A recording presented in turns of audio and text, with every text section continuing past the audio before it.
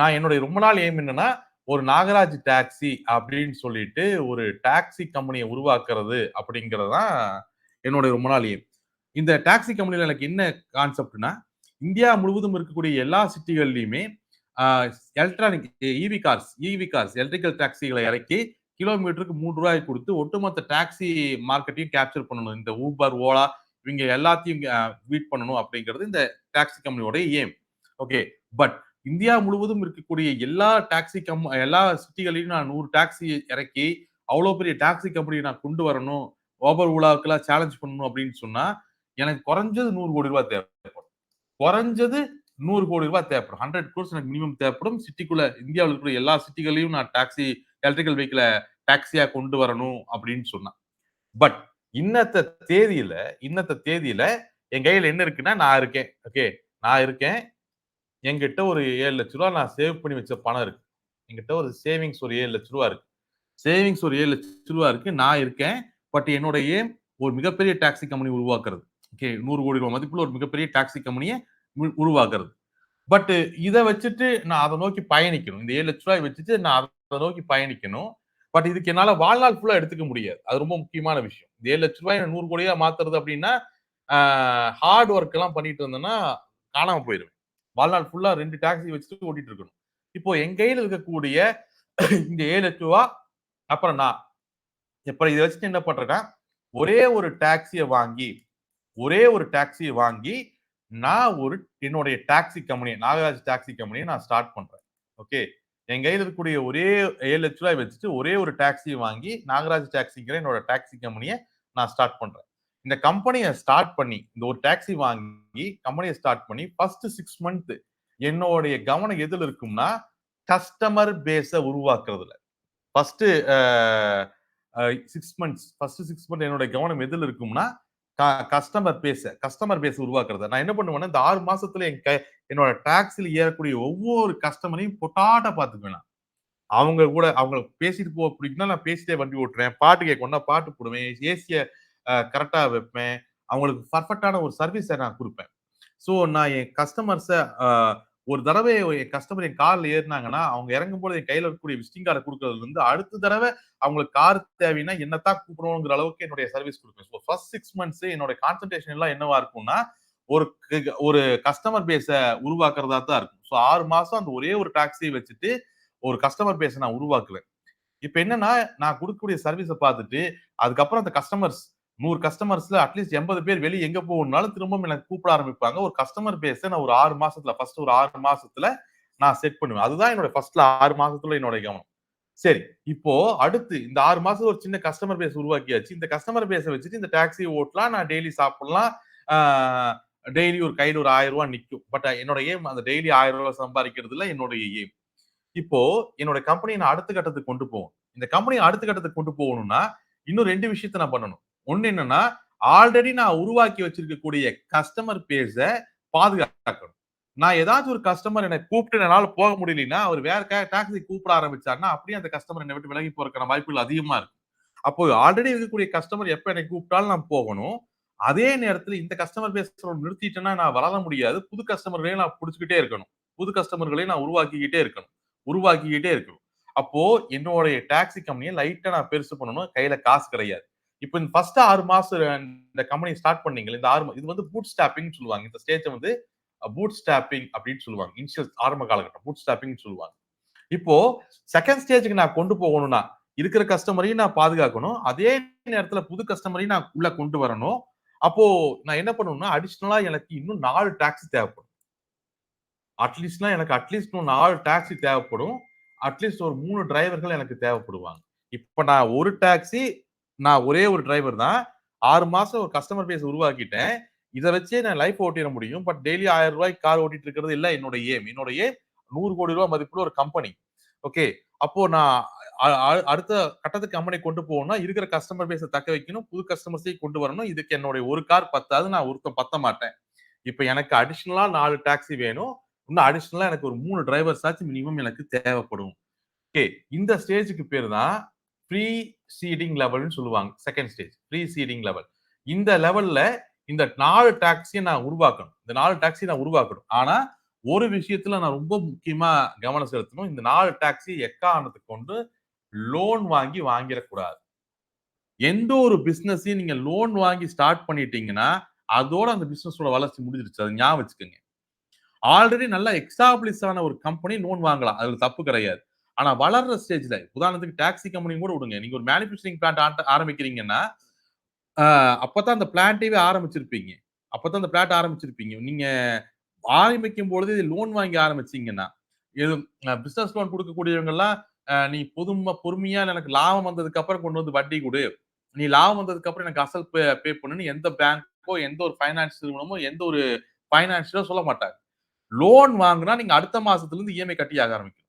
நீங்க இப்பதான் அந்த பிசினஸே ஸ்டார்ட் பண்ணியிருப்பீங்க. அந்த பிசினஸ் இப்பதான் ஆ கன்ஸ்ட்ரக்ஷனவே ஆரம்பிச்சிருப்பீங்க. உங்க பிசினஸ்ல உங்க ப்ராடக்ட்டோட மேனுஃபேக்சரிங்க ஸ்டார்ட் பண்ணி, புரொடக்ஷன முடிச்சு, அந்த பொருள் மார்க்கெட்டுக்கு வந்து, அந்த பொருள் பிரபலமாயி, அதுக்கப்புறம் சேல்ஸ் நடந்து உங்களுக்கு ப்ராஃபிட் வர்றதெல்லாம் 4 மாசம் நடக்கக்கூடிய வேலை இல்ல. 4 வருஷம், 5 வருஷம் ஆகும். குறைஞ்ச 5 வருஷம் ஆகும் உங்களுக்கு மார்க்கெட்ல ஃப்ரீக்வென்ட்டா உங்களுடைய கம்பெனில ப்ராஃபிட் வர்றதுக்கு. ஆரம்ப காலத்திலேயே நீங்க லோன் வாங்கிட்டீங்கன்னா, கையில ப்ராஃபிட் வந்திருக்காது. நீங்க என்ன பண்ணுவீங்கன்னா, வாங்குன லோன்ல இருந்தே இந்த இஎம்ஐ பே பண்ண ஆரம்பிப்பீங்க. ஒரு கட்டத்தில ஃபைனான்ஷியலா லாக் ஆயிருக்கும். 2வது பிசினஸ் லாபமா போயிட்டே இருந்தாலுமே, லாபத்துல இஎம்ஐ கட்டுறதுக்கே சரியா இருக்கும். அடுத்த கட்டத்துக்கு வளர முடியாம போயிரும். அந்த லோன் அடைக்கிற அந்த 5 வருஷத்திலே அந்த 5 வருஷம் ஓடி போயிரும் அதுல. அப்போ 2வது இந்த ப்ரீ சீடிங் லெவல்ல முக்கியமான பாயிண்ட் நீங்க ஞாபகம் வச்சுக்க வேண்டியது, இப்ப அடிஷனலா எனக்கு 4 டாக்ஸி வேணும் இந்த கம்பெனிய பொறுத்தவரைக்கும். இதுக்கு இந்த 4 டாக்ஸி நான் லோன் எடுத்துறக்கூடாது. ப்ரீசீடிங் லெவல்ல நீங்க உங்க ஒய்ஃப் நகைய வைக்கிறதோ, இல்ல குடும்பத்துல பணம் வாங்குறதோ, இல்ல ஃபிரெண்ட்ஸ் கிட்ட பணம் வாங்குறதோ, என்ன வேணாலும் பண்ணலாம். அவங்க லாபத்துல பங்கு தரலாம். தப்பே இல்ல. வட்டிக்கு பணம் வாங்கக்கூடாது. வட்டிக்கு பணம் வாங்கக்கூடாது. இந்த ஸ்டேஜ்ல ப்ரீசீடிங் லெவல்ல இன்னைக்கு சக்சஸ்ஃபுல்லா இருக்கக்கூடிய ஒவ்வொரு கம்பெனியுமே ப்ரீசீடிங் லெவல்ல தாண்டும் பொழுது, வட்டிக்கு பணம் வாங்கியிருக்க மாட்டாங்க. ஓகே. சோ வட்டிக்கு பணம் வாங்கிட்டா வரக்கூடிய லாபம் அதுக்கே சரியா போகும். முதல்ல லாபம் வருமாங்கிறது 2வது விஷயம். அப்போ நீங்க என்ன பண்ணலாம்னா, இந்த ப்ரீசீடிங் லெவல்ல தெரிஞ்சவங்க கிட்ட பணம் வாங்குவீங்க. ஓகே. 1 வருஷத்துல பணத்த திருப்பி தர்றேன். 1 வருஷத்துல பணத்த திருப்பி தர்றேன். இல்ல வந்து லாபத்துல பங்கு தர்றேன். லாபத்துல பங்கு தரலாம். இல்ல 2 வருஷத்துல பணத்த திருப்பி தரலன்னு திருப்பி தரேன்னு வாங்கலாம். இந்த மாரி பணத்த நீங்க ரொட்டேட் பண்ணலாம். இந்த 4 டாக்ஸி வாங்குறதுக்கு. கடன் மட்டும் வாங்கக்கூடாது. அப்போ லோன் வாங்கிட்டா நெறைய நேரங்கள்ல 99 கம்பெனிகள் இந்தியாவுல ஆரம்ப காலகட்டத்துல லோன் வாங்குறதுனால தான் பைனான்சியல் ட்ரபிள்ல மாட்டி எக்கானமிகள் காணாம போகுது. அப்ப இந்த ஃப்ரீ சீடிங் லெவல்ல நான் என்ன பண்ணுவேன்னா, நான் என்னோட தெரிஞ்சவங்க கிட்ட ரிலையன்ஸ் அவனெல்லாம் வந்து இந்த கம்பெனி ஜெயிக்கும்லாம் பணம் தர மாட்டான். ஓகே. நாகராஜ் நல்லாலே பணம் குடுத்தா திருப்பி குடுத்துருவான் அப்படிங்கிற நம்பிக்கையில பணம் தருவான். சோ அந்த மாரி சீடிங் லெவல்ல முடிஞ்ச அளவுக்கு நம்ம பணத்த இன் அ இந்த லோன் இல்லாம, இன்ட்ரஸ்ட் இல்லாம வாங்கி இந்த 4 டாக்ஸிய கொண்டு வருவோம். சோ சோ ஒன்ஸ் சீடிங் லெவல்ல நமக்கு முடியும் பொழுது என்ன ஆகும்னா, நம்மளுக்கு இப்ப 4 டாக்ஸி இருக்கும். ஆல்ரெடி ஒரு சின்ன கஸ்டமர் பேஸ் இருக்கும். இந்த 4 டாக்ஸி வச்சு அந்த கஸ்டமர் பேஸ எக்ஸ்பேண்ட் பண்ணுவேன். இந்த அந்த சிட்டி ஃபுல்லா கிட்டத்தட்ட என்னோட நேம ரீச் பண்ணுவேன். ஏன்னா என்கிட்ட இப்ப 4 டாக்ஸி இருக்கு. சிட்டி ஃபுல்லா அந்த 4 டாக்ஸி ஓடிக்கிட்டே இருக்கும். அந்த சிட்டிய வந்து ஓரளவுக்கு நான் கவர் பண்ணுவேன். இந்த 4 டாக்ஸி வச்சுட்டு நான் கவர் பண்ணுவேன். பட் அந்த 4 டாக்ஸி பத்தாது. நான் அடுத்த கட்டத்துக்கு எக்ஸ்பேண்ட் ஆகணும். அட்லீஸ்ட் அந்த டிஸ்ட்ரிக்ட்ட ஃபுல்லா கவர் பண்ணணும். இப்ப நான் கோயம்புத்தூர் சிட்டில டாக்ஸி ஓட்டுறேன்னா, கோயம்புத்தூர் டிஸ்ட்ரிக்ட் ஃபுல்லா கவர் பண்ணணும். இல்ல சென்னையில ஓட்டுறேன்னா, சென்னை டிஸ்ட்ரிக்ட், பாண்டிச்சேரி ஃபுல்லா நான் கவர் பண்ணணும். அப்படின்னா இந்த 4 டாக்ஸி எனக்கு பத்தாது. அப்போ இந்த டிஸ்ட்ரிக்ட் ஃபுல்லா கவர் பண்ணணும்னா, எனக்கு அட்லீஸ்ட் எனக்கு ஒரு 60 டாக்ஸியாச்சும் தேவைப்படும். எனக்கு ஒரு 60 டாக்ஸியாச்சும் தேவைப்படும். இப்ப 60 டாக்ஸி தேவைப்படும்னா, இத தெரிஞ்சவங்ககிட்ட போய் காசு வாங்க முடியாது. ஆக்சுவலா இந்த ஃப்ரீ சீடிங் லெவல தாண்டும்போது 2 வருஷம் ஆயிருக்கும். நான் மெதுவா கார் ஓட்டி வாகனம் அப்பதான் கொஞ்சம் கொஞ்சமா பணத்த குடுத்தே முடிச்சிருப்பேன்.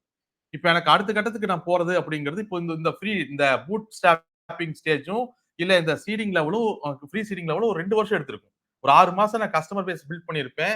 அதுக்கப்புறம் ஒரு 1 1/2 வருஷம் 4 டாக்ஸிக்கு பணம் வாங்கி 4 டாக்ஸி வாங்கி ஓட்டியிருப்பேன். அதுக்கப்புறம் அந்த 1 1/2 வருஷத்துல கொஞ்சம் கொஞ்சமா அந்த பணத்த திருப்பி அடைஞ்சிருக்கும். ஒரு 2 வருஷம் முடிஞ்சிருக்கும். இப்ப அடுத்த கட்டத்துக்கு நீங்க நோக்கி மார்க்கெட் நோக்கி அடுத்த கட்டத்த நோக்கி நீங்க பிசினஸ் நகர்த்தணும். அடுத்த கட்டத்துல நீங்க பிசினஸ் நகர்த்தணும்னா, உங்களுக்கு மொத்தம் மினிமம் 60 டாக்ஸியாச்சும் தேவைப்படும் அந்த டிஸ்ட்ரிக்ட கவர் பண்றதுக்கு.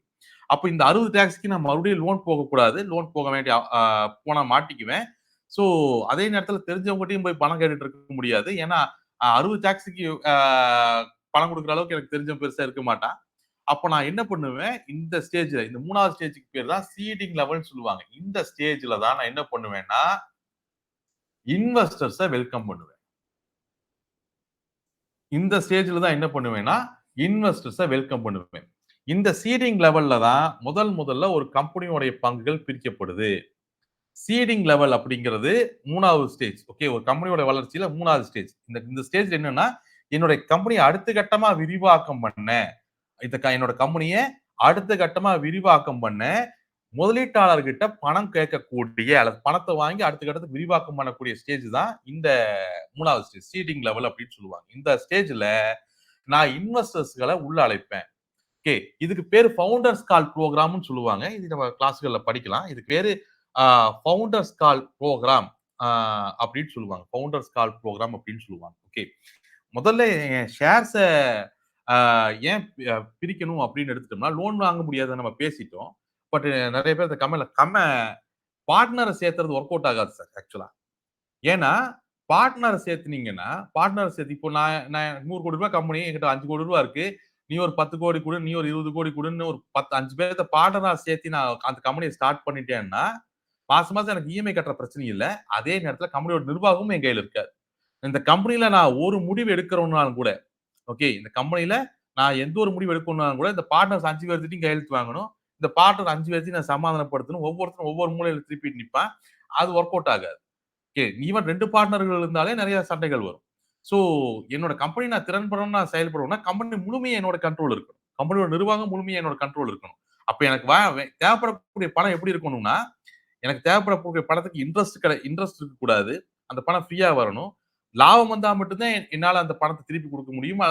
அல்லது அந்த பணத்துக்கு வட்டி குடுக்க முடியும். அல்லது அந்த ப்ராஃபிட்ல ஷேர் குடுக்க முடியும். சோ, இன்ட்ரெஸ்ட் இல்லாத ஃப்ரீயா ஒரு பணம் வேணும். ஆனா கம்பெனி என்னோட கண்ட்ரோல் இருக்கணும் அப்படிங்கிற பட்சத்துல பார்ட்னர்ஷிப்ஸ் ஒர்க் அவுட் ஆகுது. அதுக்கு தான் இந்த இன்வெஸ்டர்ஸ்களை வெல்கம் பண்றது. இந்த சீடிங் ஸ்டேஜஸ்ல. இன்வெஸ்டர்ஸ வெல்கம் பண்றதுன்னா என்னது? இது ஒரு ஃபவுண்டர்ஸ் கால் புரோகிராம்னு சொல்லுவாங்க. நீங்க இப்போ ஃபவுண்டர்ஸ் கால் புரோகிராம்னா என்னன்னா, இன்வெஸ்டர்ஸ் கிளப்புகள்னு இருக்கும். இன்வெஸ்டர்ஸ் கிளப்ஸ் இருக்கும். இந்த இன்வெஸ்டர்ஸ் கிளப் என்ன பண்ணுவாங்க அப்படின்னு சொன்னா, அதுல நெறைய முதலீட்டாளர்கள் வந்து மெம்பரா இருப்பாங்க. இந்த இன்வெஸ்டர்ஸ் கிளப்ல இந்த புதுசா ஆரம்பிக்கப்பட்ட இந்த ஸ்டார்ட் அப் கம்பெனிகள் வந்து அவங்களோட பிரசன்டேஷன் குடுப்பாங்க. இதுக்கு பேரு தான் ஃபவுண்டர்ஸ் கால். அந்த பிரசன்டேஷன் அவங்க என்ன பண்ணுவாங்கன்னா, இந்த மாரி இந்த கம்பெனி நான் 2 வருஷமா நடத்திட்டு இருக்கேன். ஸ்டார்ட் பண்ணி நடத்திட்டு இருக்கேன். இது 2 வருஷமா நான் இவ்வளோ லாபம் பண்ணியிருக்கேன் இந்த கம்பெனில. மேற்கொண்டு நான் இந்த கம்பெனி விரிவாக்கம் பண்ண போறேன். 60 டாக்ஸி வாங்கி நான் டிஸ்ட்ரிக்ட் ஃபுல்லா ஓட்ட போறேன். இந்த 4 டாக்ஸி வச்சு நான் இவ்வளோ லாபம் சம்பாரிச்சிருக்கேன். இவ்வளோ கஸ்டமர் பேஸ் நான் வச்சிருக்கேன்.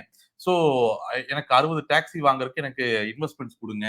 இந்த மாரி ஒவ்வொரு பிசினஸ்க்கும் அந்த பிசினஸ் ஆரம்பிச்ச அந்த ஃபவுண்டர் கேட்கறது தான் பேசுறது தான் இந்த ஃபவுண்டர்ஸ் கால் அப்படிங்கிற ப்ரோகிராம். இந்த ஃபவுண்டர்ஸ் கால்ங்கிற ப்ரோகிராம் வந்து முதல்லலாம் கிளப்புகள்ல நடந்துட்டு இருக்கும். இப்பல்லாம் டிவிகள்லயே நடக்குது. நெறைய பேர் பார்த்திருப்பீங்க. இந்த ஷார்க் டேங்க்னு ஒரு யுஎஸ்ல ஒரு ப்ரோகிராம் போயிட்டு இருக்கு பார்த்திருப்பீங்க. தமிழ்லயும் கூட ஸ்டார்ட் அப் சிங்கம் அப்படின்னுலாம் ஒரு ப்ரோகிராம் விஜய் டிவில அ ஸ்டார்ட் பண்ணியிருப்பாங்க. நீங்க பார்த்திருப்பீங்க. ஓகே. சோ இந்த சீடிங் லெவல்ல ஆக்சுவலா என்ன நடக்கும்னா, அந்த கம்பெனியோடைய ஓனர் வந்துட்டு, இந்த கம்பெனிய நான் ஃபர்தரா விரிவாக்கம் பண்ணணும். இதுவரைக்கும் நான் இந்த கம்பெனில இவ்வளவு சாதிச்சிருக்கேன், இவ்வளவு பண்ணியிருக்கேன் அப்படிங்கிற டீடைல்ஸ் எல்லாம் குடுப்பாரு. இத பார்த்துட்டு அந்த கம்பெனி மேற்கொண்டு வளரும்னு தோணுச்சுன்னா, அந்த இன்வெஸ்டர்ஸ் அந்த கம்பெனில இன்வெஸ்ட் பண்ணுவாங்க. ஓகே.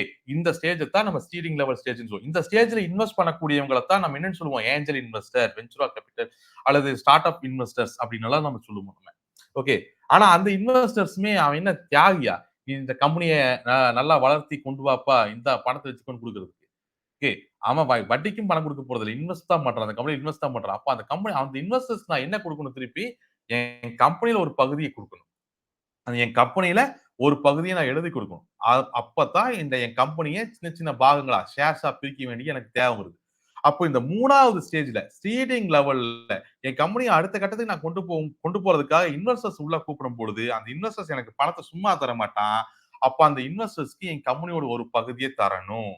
அப்படி இந்த கம்பெனியோட ஒரு பகுதிய நான் எழுதி தரேன் இல்லையா? இதுதான் ஷேர். உதாரணத்துக்கு இந்த இடத்துல என் கம்பெனி அப்படிங்கிறது 100% பங்குகளால் ஆனது. இப்போ உதாரணத்துக்கு ஒரு 1 ஏக்கர் இடம் இருக்குன்னு வச்சுக்கோங்களேன்.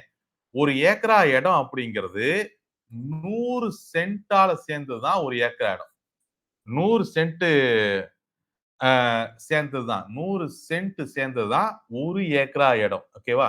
இப்ப இந்த 1 ஏக்கரா இடம் எனக்கு தான் சொந்தங்கிற டாக்குமெண்ட் என்கிட்ட இருக்கு. ஓகே. இந்த 1 ஏக்கரா இடம் எனக்கு தான் சொந்தங்கிற டாக்குமெண்ட் என்கிட்ட இருக்கு. இப்ப நான் என்ன பண்ணலாம்னா, இந்த 1 ஏக்கரா இடத்துல 100 சென்ட் இருக்குல்ல.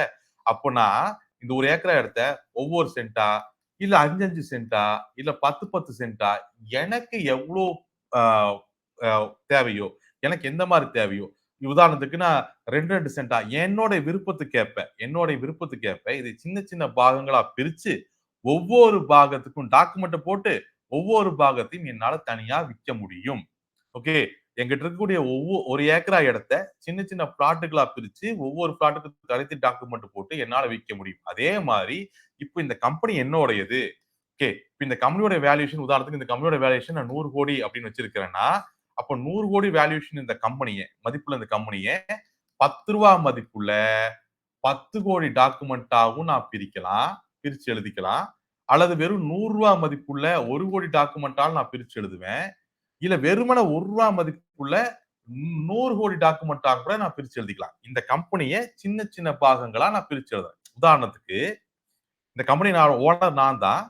இந்த கம்பெனியோட ஓனர் நான் தான். இந்த கம்பெனியோட வேல்யூ 100 கோடின்னு வச்சுக்கோங்களேன். நான் இப்ப என்ன பண்றேன்னா, இந்த 100 கோடி ரூபாய் மதிப்புள்ள கம்பெனிய ரூ. 10 மதிப்புள்ள 10 கோடி பாகங்களா பிரிச்சு எழுதுறேன். 10 கோடி மதிப்புள்ள 10 கோடி பாகங்களா நான் பிரிச்சு எழுதுறேன். ஓகே. இந்த ஒவ்வொரு பாகத்திலும் நான் என்ன எழுதியிருப்பேன்? ஒவ்வொரு பாகத்திலும் என்ன எழுதியிருப்பேன்? இந்த 10 கோடியில ஒரு பாகம் உங்களுக்கு சொந்தமானதுன்னு எழுதியிருப்பேன்.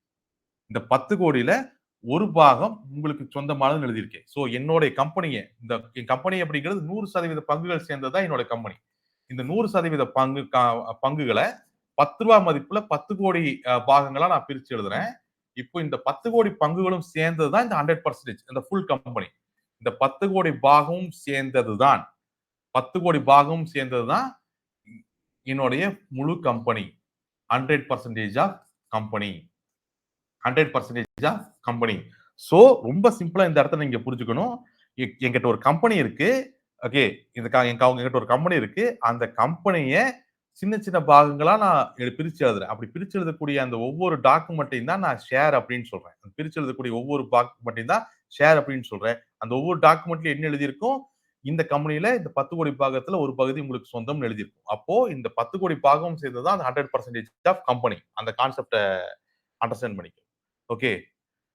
இப்போ இந்த ரூ. 10 நம்ம ஃபேஸ் வேல்யூ போது வரக்கூடிய கிளாஸ்ல நம்ம டிஸ்கஸ் பண்ணுவோம். இந்த terms face value, book value நம்ம வரக்கூடிய கிளாஸ்ல டிஸ்கஸ் பண்ணி கான்செப்ட் அண்டர்ஸ்டாண்ட் பண்ணிக்க. வாட் இஸ் ஷேர்ங்கிறத அண்டர்ஸ்டாண்ட் பண்ணிக்கணும் ஃபர்ஸ்ட். ஓகே. அப்போ இந்த இப்ப என் கம்பெனிய வந்து நான் 10 கோடி டாக்குமெண்டா பிரிச்சு எழுதிட்டேன் இல்லையா? இந்த 10 கோடி டாக்குமெண்ட் சேர்ந்தது தான் 100% ஆஃப் கம்பெனி இல்லையா? கம்பெனி லா என்ன சொல்லுதுன்னா, ஓகே, கம்பெனியோட கார்ப்பரேட் லா என்ன சொல்லுதுன்னா, யார் ஒருத்தர்கிட்ட 50.1% பங்குகள் இருக்கோ, அவர் தான் அந்த கம்பெனியோட முதலாளி அப்படிங்குது.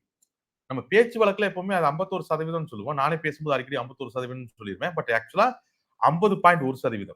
எந்த ஒரு நபர்கிட்ட அந்த கம்பெனியோடைய 50.1% 50.1% பங்குகள் இருக்கோ, அவரு தான் இந்த கம்பெனியோட ஓனர், முதலாளி, சேர்மேன் அப்படின்னு கார்ப்பரேட் லா சொல்லுது. அப்ப நான் என்ன பண்றேன், இந்த சீடிங் லெவல்ல ஒவ்வொருத்தரும் எனக்கு தரக்கூடிய இன்வெஸ்ட்மெண்ட்ஸ பொறுத்து ஒவ்வொருத்தருக்கும் என்னுடைய பங்குகள் இருந்து அதாவது இந்த கம்பெனியோட பங்குகள் இருந்து ஒரு குறிப்பிட்ட சதவீதத்தை தர்றேன். ஓகே. நீ ஒரு 8 கார் வாங்குறதுக்கு ஒரு 40 லட்சம் ரூபாய் தர்றியா? சரி. என் கம்பெனில இந்தா நீ ஒரு 2% பங்குகளை வச்சுக்க. நீ என்ன 10 கார் வாங்குறதுக்கு இன்வெஸ்ட்மெண்ட் தர்றியா? ஓகே. நீ இந்தா என் கம்பெனில 6% உனக்கு சொந்தம். இது வச்சுக்க. அப்படின்னு என் கம்பெனிகளை சின்ன சின்ன பாகங்களா பிரிச்சு எழுதியிருக்கேன். அதுல அந்த சீடிங் லெவல்ல ஒவ்வொருத்தரும் கொடுக்கக்கூடிய இன்வெஸ்ட்மெண்ட்டுக்கு தகுந்த மாதிரி என் கம்பெனியோட ஒவ்வொரு பகுதியை அவங்களுக்கு கொடுத்துட்டு அந்த இன்வெஸ்ட்மெண்ட்ஸை வாங்கி 60 காரை வாங்கி என் கம்பெனியை நான் அடுத்த கட்டத்துக்கு கொண்டு போவேன். 60 கார்களை வாங்கி என் கம்பெனியை அடுத்த கட்டத்துக்கு கொண்டு போவேன். இப்ப இந்த டிஸ்ட்ரிக்டவே நான் கவர் பண்ணியிருப்பேன். ஓகே. சோ இப்ப எனக்கு வரக்கூடிய லாபத்துல உதாரணத்துக்கு நான் என்கிட்ட இப்போ 80% பங்குகள் இருக்கு. 20% பங்குகளை இந்த இன்வெஸ்டர்ஸ் பிரிச்சு கொடுத்து தான் பணம் வாங்கியிருக்கேன். அப்ப நாளைக்கு ரூ. 80 லாபம் வந்துச்சுன்னா, நான் அதையே சாரி ரூ. 100 லாபம் வந்துச்சுன்னா, நான் அதுல ரூ. 80 தான் வச்சுக்க முடியும். மிச்சம் ரூ. 20 இந்த என்னுடைய பங்குகள் வாங்கின இன்வெஸ்டர்ஸ்க்கு நான் பிரிச்சு கொடுக்கணும். இதுதான் தேர்ட் ஸ்டேஜ் சீடிங் லெவல். ஆனா இந்த 60 கார் மட்டும் பத்தாதுல்ல. அது ஒரு டிஸ்ட்ரிக்ட் கவர் பண்றது மட்டும் நோ இது ஐபிஓ இல்ல சார். இது ஐபிஓ இல்ல. இந்த 60 கார் மட்டும் எனக்கு பத்தாதுல்ல. இந்த 60 கார் மட்டும் வச்சுட்டு நான் ஒரு டிஸ்ட்ரிக்ட் மட்டும் கவர் பண்றது பத்தாது. ஏன்னா என்னோட ஏம் அப்படிங்கிறது ஒட்டுமொத்த இந்தியாவுல எல்லா சிட்டிகளையும் கவர் பண்றதா என்னோட ஏம். அப்போ இதுக்கு அடுத்த கட்டத்துக்கு நான் போகணும்னா இப்போ நீங்க சொன்ன மாதிரி ஐபிஓல கொண்டு வந்து டைரக்டா நான் ஸ்டாக் விக்கிறேன்னு வச்சுக்கோங்களேன். பாஸ்கரன் சார். ஐபிஓங்கிறது இனிஷியல் பப்ளிக் ஆஃபர். ஸ்டாக் மார்க்கெட்ல கொண்டு வந்து என்னோட ஸ்டாக்க விக்கிறது. அப்போ என்னோட ஸ்டாக் மார்க்கெட்ல கொண்டு வந்து என் கம்பெனியோட ஸ்டாக்க வித்து எனக்கு பணம் தாங்க அப்படின்னு மக்கள்கிட்ட கேட்கறேன். ஓகே. ஐபிஓல கொண்டு வந்து என் ஸ்டாக் வித்து பணம் தாங்க. என் கம்பெனி நான் விரிவாக்கம் பணம் தாங்கன்னு சொன்னா என் கம்பெனி ஒரு டிஸ்ட்ரிக்ட் கோயம்புத்தூருக்குள்ள மட்டும் இருக்கு, எவனும் பணம் தர மாட்டான். என் கம்பெனி பேரே முக்காவாசி இந்தியாவில் எவனுக்கும் தெரியாது. அது ஒரு ஸ்டேட்ல ஒரு டிஸ்ட்ரிக்ட்குள்ள இருக்கு, அவ்வளவுதான் அந்த கம்பெனி. அப்போ ஸ்டாக் மார்க்கெட்ல என்னோட ஸ்டாக் இந்த ஸ்டேஜ்ல ஐபிஓ ரிலீஸ் பண்ணுன்னு வச்சுக்கோ, சட்டப்படி நீங்க ரிலீஸ் பண்ணலாம். ரிலீஸ் பண்ணுனா யார் அந்த ஐபிஓ சப்ஸ்கிரைப் பண்ணுவா? ஒருத்தன் வாங்க மாட்டேன். கம்பெனி யார் எங்க இருக்குன்னு யாருக்குமே தெரியாது. அப்போ ஸ்டேஜ்ல சீடிங் லெவல்ல இன்வெஸ்டர்ஸ கூப்பிட்டு இன்வெஸ்டர்ஸ் கிட்ட தான் என்னுடைய அந்த ஷார்க் டேங்க் அது என்னது ஏதோ சிங்கம் ஸ்டார்ட் அப் சிங்கம் இந்த மாதிரி ப்ரோக்ராம்கள் நீங்க பார்த்திருப்பீங்களா? அதே மாதிரி இந்த இன்வெஸ்டர்ஸ் கால்ல இன்வெஸ்டர்ஸ் கூப்பிட்டு அங்கதான் நான் ஸ்டாக் விற்பேன். நான் ஸ்டாக் மார்க்கெட்லயும் ஐபிஓக்கு இப்ப போக மாட்டேன். இந்த ஸ்டேஜ்ல போக மாட்டேன். ஐபிஓ ரிலீஸ் பண்ணா எவனும் கம்பெனி வாங்க மாட்டான். ஸ்டேஜ்ல நான் இன்வெஸ்டர்ஸை கூப்பிட்டு கொஞ்சம் இன்வெஸ்ட்மெண்ட்ஸ் ஸ்டாக்குகளை கொடுத்து இன்வெஸ்ட்மெண்ட்ஸ் வாங்கி ஒரு 60 கார் வாங்கிட்டேன். இப்போ நான் ஐபிஓக்கு கொண்டு போய் என் கம்பெனியை விரிவாக்கம் பண்ணணும் அப்படின்னு சொன்னா முதல்ல என் கம்பெனியோட பேர் இந்தியாவில் இருக்கிற நிறைய பேருக்கு கேள்வியாச்சு படணும். அது ஒரு டிஸ்ட்ரிக்ட்ல இருந்தா நடக்காது. அப்ப இன்னும் எனக்கு கொஞ்சம் பணம் தேவைப்படும். அதுதான் 4வது ஸ்டேஜ். 4வது ஸ்டேஜ்ல தான் என்ன பண்ணுவோம்னா கிரே மார்க்கெட்ல அதாவது கிரே மார்க்கெட் அப்படிங்கிறது அன்அபிஷியல் மார்க்கெட். ஸ்டாக் மார்க்கெட்டுக்கு வெளியே என்னோட கம்பெனியோட பங்குகளை இன்னும் நிறைய பேருக்கு நான் விற்பேன்.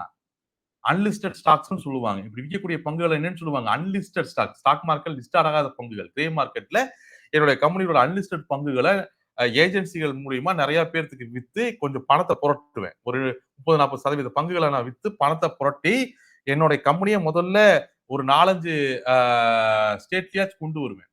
ஒரு 4-5 ஸ்டேட்லயாச்சும் என் கம்பெனியோட டாக்ஸிகள் ஒவ்வொரு ஸ்டேட்லயும் அதோட கேபிட்டல்லயாச்சும் என்னோட டாக்ஸிகளை கொண்டு வந்துட்டு அதுக்கப்புறம் 5வது ஸ்டேஜ்ல தான் நான் என்னோட ஸ்டாக் மார்க்கெட்ல கொண்டு போய் என்னுடைய ஸ்டாக்குகளை ஐபிஓவா ரிலீஸ் பண்ணி ஸ்டாக் மார்க்கெட்ல ஸ்டாக் விற்பேன். இது 5 ஸ்டேஜ் வளர்ச்சி. ஓகே, இப்படித்தான் ஒரு கம்பெனி வளரும். இங்க நீங்க கடன் வாங்க இடையில எங்காச்சும் கடன் வாங்க ட்ரை பண்ணீங்கன்னா நீங்க ஒன்ஸ் கம்பெனி டெவலப் ஆனதுக்கு அப்புறம் கடன் வாங்குறது பிரச்சனை இல்லை. அது ஆல்ரெடி உங்களோட ப்ராடக்ட் மார்க்கெட்ல இருக்கும். ப்ராடக்ட் எக்ஸ்பேண்ட் பண்ணாலே போதுமானது. ஆனா ஆரம்ப காலகட்டங்களில் கடன் வாங்கிட்டீங்கன்னா மாட்டிக்குவீங்க. பார்ட்னர்ஸ் அதிகமா சேர்த்துனாலும் மாட்டிக்குவீங்க. சோ பணமும் எனக்கு வேணும், ஓனர்ஷிப் எங்க கையில தான் இருக்கணும், நிர்வாகம் எங்க கையில தான் இருக்கணும். இந்த மாதிரி எல்லாம் இருக்கும் பொழுது இந்த மாதிரி ஸ்டேஜ்ல தான் கம்பெனி டெவலப் ஆகும். சோ ஐபிஓ அப்படிங்கிறது 5வது ஸ்டேஜ். ஒரு கம்பெனி இதனாலதான் ஒரு கம்பெனியோட ஸ்டாக்குகளை பிரிச்சு விற்க ஆரம்பிக்கிறாங்க. சரி, இப்ப என்னோட ஃபர்ஸ்ட் ஆஃப் ஆல் வந்து இந்த இன்வெஸ்ட்மெண்ட்ஸ்க்கு உள்ள போறதுக்கு முன்னாடி இன்வெஸ்ட்மெண்ட்ஸ் பத்தி பேசுறதுக்கு முன்னாடி ஒரு கம்பெனியோட ஸ்டாக்ல எந்தெந்த இடத்துல இன்வெஸ்ட் பண்ணலாம்? ஓகே, ஃபார் எக்ஸாம்பிள் ஒரு கம்பெனியோட ஸ்டாக்ல நான் இன்வெஸ்ட் பண்ணணும், ஒரு கம்பெனியோட வளர்ச்சியில நான் பங்கெடுத்துக்கணும், ஒரு கம்பெனியில ஒரு முதலீடு பண்ணணும், ஒரு கம்பெனியில இன்வெஸ்ட் பண்ணணும் அப்படின்னு சொன்னா எந்தெந்த ஏரியாக்கள் இன்வெஸ்ட் பண்ண முடியும்? Okay, for example IPO apply பண்ணி இன்வெஸ்ட் பண்ணலாம், செகண்டரி மார்க்கெட்ல வாங்கி இன்வெஸ்ட் பண்ணலாம். இந்த மாதிரி ஒரு கம்பெனியோடைய ஸ்டாக்ஸை எந்தெந்த இடத்துல இன்வெஸ்ட் பண்ண முடியும்? என்னோட கொஸ்டின் வந்து கொஸ்டின் என்னன்னா, ஒரு கம்பெனில எந்தெந்த இன்வெஸ்ட் பண்றதுக்கான ஆப்பர்ச்சுனிட்டிஸ் எப்பலாம்? ஃபார் எக்ஸாம்பிள் ரொம்ப சிம்பிளா பேசணும்னா நம்ம வந்து இந்த ஓரியன்டேஷன் கிளாஸ் படிக்கும்பொழுது ஒரு கம்பெனியோடைய டெவலப்மெண்ட் எப்படி இருக்குன்னு நம்ம படிச்சிருப்போம். ஞாபகம் நினைக்கிறேன். ஒரு ஓரியன்டேஷன் கிளாஸஸ் படிக்கும்போது நம்ம என்ன படிச்சிருப்போம்னா, ஓகே நான் ஒரு கம்பெனி ஸ்டார்ட் பண்றேன் அப்படிங்கிற ஒரு எக்ஸாம்பிள் மாதிரி படிச்சிருப்போம். உதாரணத்துக்கு ஒரு ப்ரீசீடிங் லெவலு, இதுக்கப்புறம் மூணாவது ஸ்டேஜ்ல எனக்கு அதிகமான இன்வெஸ்ட்மெண்ட் தேவைப்படும். நான் கிட்டத்தட்ட நிறைய கார்களை வாங்கணும், தமிழ்நாடு ஃபுல்லா என்னோட டாக்ஸ் கம்பெனி எக்ஸ்பிளைன் பண்ணணும் அப்படிங்கிறதுக்காக இன்வெஸ்டர்ஸ் வந்து வெல்கம் பண்றோம் அப்படின்னு படிச்சிருப்போம். ஞாபகம் இருக்கா? இன்வெஸ்டர்ஸை வெல்கம் பண்ணுவோம். இது வந்து 3வது ஸ்டேஜ். இதுக்கு பேர் சீடிங் லெவல்ல நான் ஃபவுண்டர்ஸ் கால ஆர்கனைஸ் பண்ணுவோம். ஃபவுண்டர்ஸ் கால ஆர்கனைஸ் பண்ணி இன்வெஸ்டர்ஸை வெல்கம் பண்ணுவோம். ஞாபகம் ஓரியன்டேஷன் தான் படிச்சிருக்கோம்னு நினைக்கிறேன். நம்ம ஞாபகம் இருக்கா? ஓரியன்டேஷன். ஓகே, சோ ஃபர்ஸ்ட் விஷயம் என்ன அப்படின்னு சொன்னோம்னா,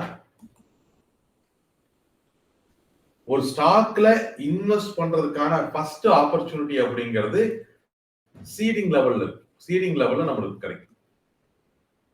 ஒரு ஸ்டாக்ல இன்வெஸ்ட் பண்றதுக்கான முதல் ஆப்பர்ச்சுனிட்டி அப்படிங்கிறது நம்மளுக்கு சீடிங் லெவல்ல கிடைக்கும். இந்த இடத்துல பண்ணக்கூடிய இந்த ஸ்டேஜ்ல பண்ணக்கூடிய இன்வெஸ்ட்மெண்ட்டுக்கு பேர் தான் நம்ம ஸ்டார்ட் அப் இன்வெஸ்ட்மெண்ட் அப்படின்னு நம்ம பேசுவோம். ஸ்டார்ட் அப் இன்வெஸ்ட்மெண்ட் அல்லது angel investing, venture capital investing, whatever it is. So ஒரு கம்பெனி வந்து அதோட வளர்ற ஸ்டேஜ்ல அதோட ஆரம்ப காலகட்டங்கள்லயே அந்த கம்பெனியை எக்ஸ்பேண்ட் பண்றதுக்கு அதுக்கு பணம் தேவைப்படும், அந்த கம்பெனிக்கு பணம் தேவைப்படும். ஸோ அந்த மாதிரியான நேரங்கள்ல, அந்த மாதிரியான காலகட்டங்கள்ல அவங்க வந்து அந்த ப்ரீ சீடிங் லெவல் ஸ்டேஜஸ்ல இன்வெஸ்டர்ஸ் அழைப்பாங்க. இப்ப இன்வெஸ்டர்ஸ் அழைக்கக்கூடிய இந்த ப்ரோக்ராமுக்கு பேரு ஃபவுண்டர்ஸ் கால். ஸோ இந்த ஃபவுண்டர்ஸ் கால்ல நீங்க பார்ட்டிசிபேட் பண்ணி இந்த இடத்துலயே ஒரு கம்பெனியோட ஸ்டாக்ல இன்வெஸ்ட் பண்ண முடியும். ஃபர்ஸ்ட் இந்த ஏரியாவில் நம்ம ஸ்டார்ட் அப் கால்கள்ல ஸ்டார்ட் அப் கம்பெனிகள் இன்வெஸ்ட் பண்றோம் இல்லையா, இப்படி ஸ்டார்ட் அப் கம்பெனில இன்வெஸ்ட் பண்றது அப்படிங்கிறது high risk high reward game. Okay, ரிஸ்க்கும் ரொம்ப ஹையா இருக்கும், ரிவார்டும் ரொம்ப ஹையா இருக்கும். High risk high reward game. High risk high reward game start up கம்பெனிகள்ல இன்வெஸ்ட் பண்றது அப்படிங்கிறது. கிட்டத்தட்ட இந்தியாவுல 100 ஸ்டார்ட் அப் கம்பெனிகள் வந்து உருவாகுதுன்னா, ஒரு வருஷத்துக்கு 100 ஸ்டார்ட் அப் கம்பெனிகள் உருவாகுது அப்படின்னு சொன்னா, அடுத்தடுத்த கட்டங்களை நோக்கி நகர்ந்து பெரிய அளவுல ஜெயிக்கக்கூடிய கம்பெனிகள் அப்படின்னு நம்ம பார்த்தோம்னா 1, 2, 3 இதை தாண்டி இருக்கிறதே இல்லை. அதிகபட்சம் 3 ஸ்டார்ட் அப்க்கு மேல எல்லாம் வருஷத்துல இந்தியாவில அடுத்த 3 அதிகம். சோ 2 வருஷத்துக்கு ஒரு தடவை தான் பெரிய கம்பெனிகள், 2 கம்பெனிகள், ஒரு கம்பெனிகள் ஸ்டார்ட் அப் ரேஞ்சுகள்ல இருந்து அடுத்தடுத்த கடத்தை நோக்கி வளர ஆரம்பிக்கும். சோ மெயினா இந்த ஸ்டார்ட் அப் இன்வெஸ்ட்மெண்ட் அப்படிங்கிறது, இந்த ஸ்டார்ட் அப் இன்வெஸ்ட்மெண்ட் அல்லது ஸ்டார்ட் அப் இன்வெஸ்ட்மெண்ட் கேம் அப்படிங்கிறது high risk high reward game. முதல்ல இது எப்படி நடக்கும் அப்படிங்கறத நம்ம அண்டர்ஸ்டாண்ட் பண்ணிக்கணும். சோ கிட்டத்தட்ட ஒரு 5 ஸ்டேஜ் நம்ம படிச்சிருப்போம் அந்த ஓரியன்டேஷன் கிளாஸ்ல. பூட் ஸ்டாப்பிங், அந்த கம்பெனியை ஆரம்பிக்கிறது. அதுக்கப்புறம் நம்ம என்ன பண்ணுவோம், ப்ரீ சீடிங் லெவல்ல தெரிஞ்சவங்கிட்ட பணத்தை வாங்கி அந்த கம்பெனி அடுத்த லெவலுக்கு கொண்டு வருவோம். தேர்ட் ஸ்டேஜ், 3வது ஸ்டேஜ்ல சீடிங் லெவல்ல நம்ம என்ன பண்ணுவோம், கம்பெனிக்கு இன்வெஸ்டர்ஸ் வேணும் அப்படின்னு நம்ம கால் பண்ணுவோம். இது எப்படி பண்ணுவோம், எதை பேஸ் பண்ணி எப்படி இந்த காலை கிரியேட் பண்ணுவோம், எதை இன்வெஸ்டர்ஸ் கிளப் மூலியமா நம்ம இதை பண்ணுவோம். அப்படின்னு இப்பெல்லாம் டிவி ப்ரோக்ராம் மூலியமாவே பண்றாங்க. நம்ம ஆல்ரெடி பேசியிருக்கோம், நம்ம பேசியிருக்கோம் பத்தி. ஃபார் எக்ஸாம்பிள், நான் இப்போ நாசிதா இன்வெஸ்டர்ஸ் கிளப்புகள் இருக்கு, அது காமிக்கிறோம் உங்களுக்கு. ஓகே, இதெல்லாம் இன்வெஸ்டர்ஸ் கிளப் தான். ஓகே, இப்போ இங்க பாருங்க, முதல்ல வந்து பெரிய பெரிய ஹோட்டல்கள் நடக்கும். நம்மளுக்கு பத்திரிகையில அடிச்சு கொடுப்பாங்க. அந்த மாதிரி இப்பெல்லாம் ஆன்லைன்ல தான் நடக்குது. ஓகே, இது ஒரு இன்வெஸ்டர்ஸ் கால்.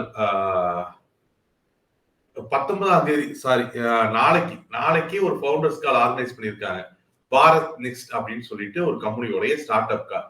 எத்தனை மணிக்கு இந்த ஸ்டார்ட் அப் ஃபவுண்டர்ஸ் கால் அரேஞ்ச் பண்ணியிருக்காங்க, நாளைக்கு சாயங்காலம் 6 to 7:30. இது ஜூம் மீட்டிங் நம்ம பார்ட்டிசிபேட் பண்ணுவோம். அதுக்கப்புறம் இன்னொரு 22ஆம் தேதி சனிக்கிழமை ஒரு இன்வெஸ்டர்ஸ் கால் வந்து அரேஞ்ச் பண்ணியிருக்காங்க. AFL.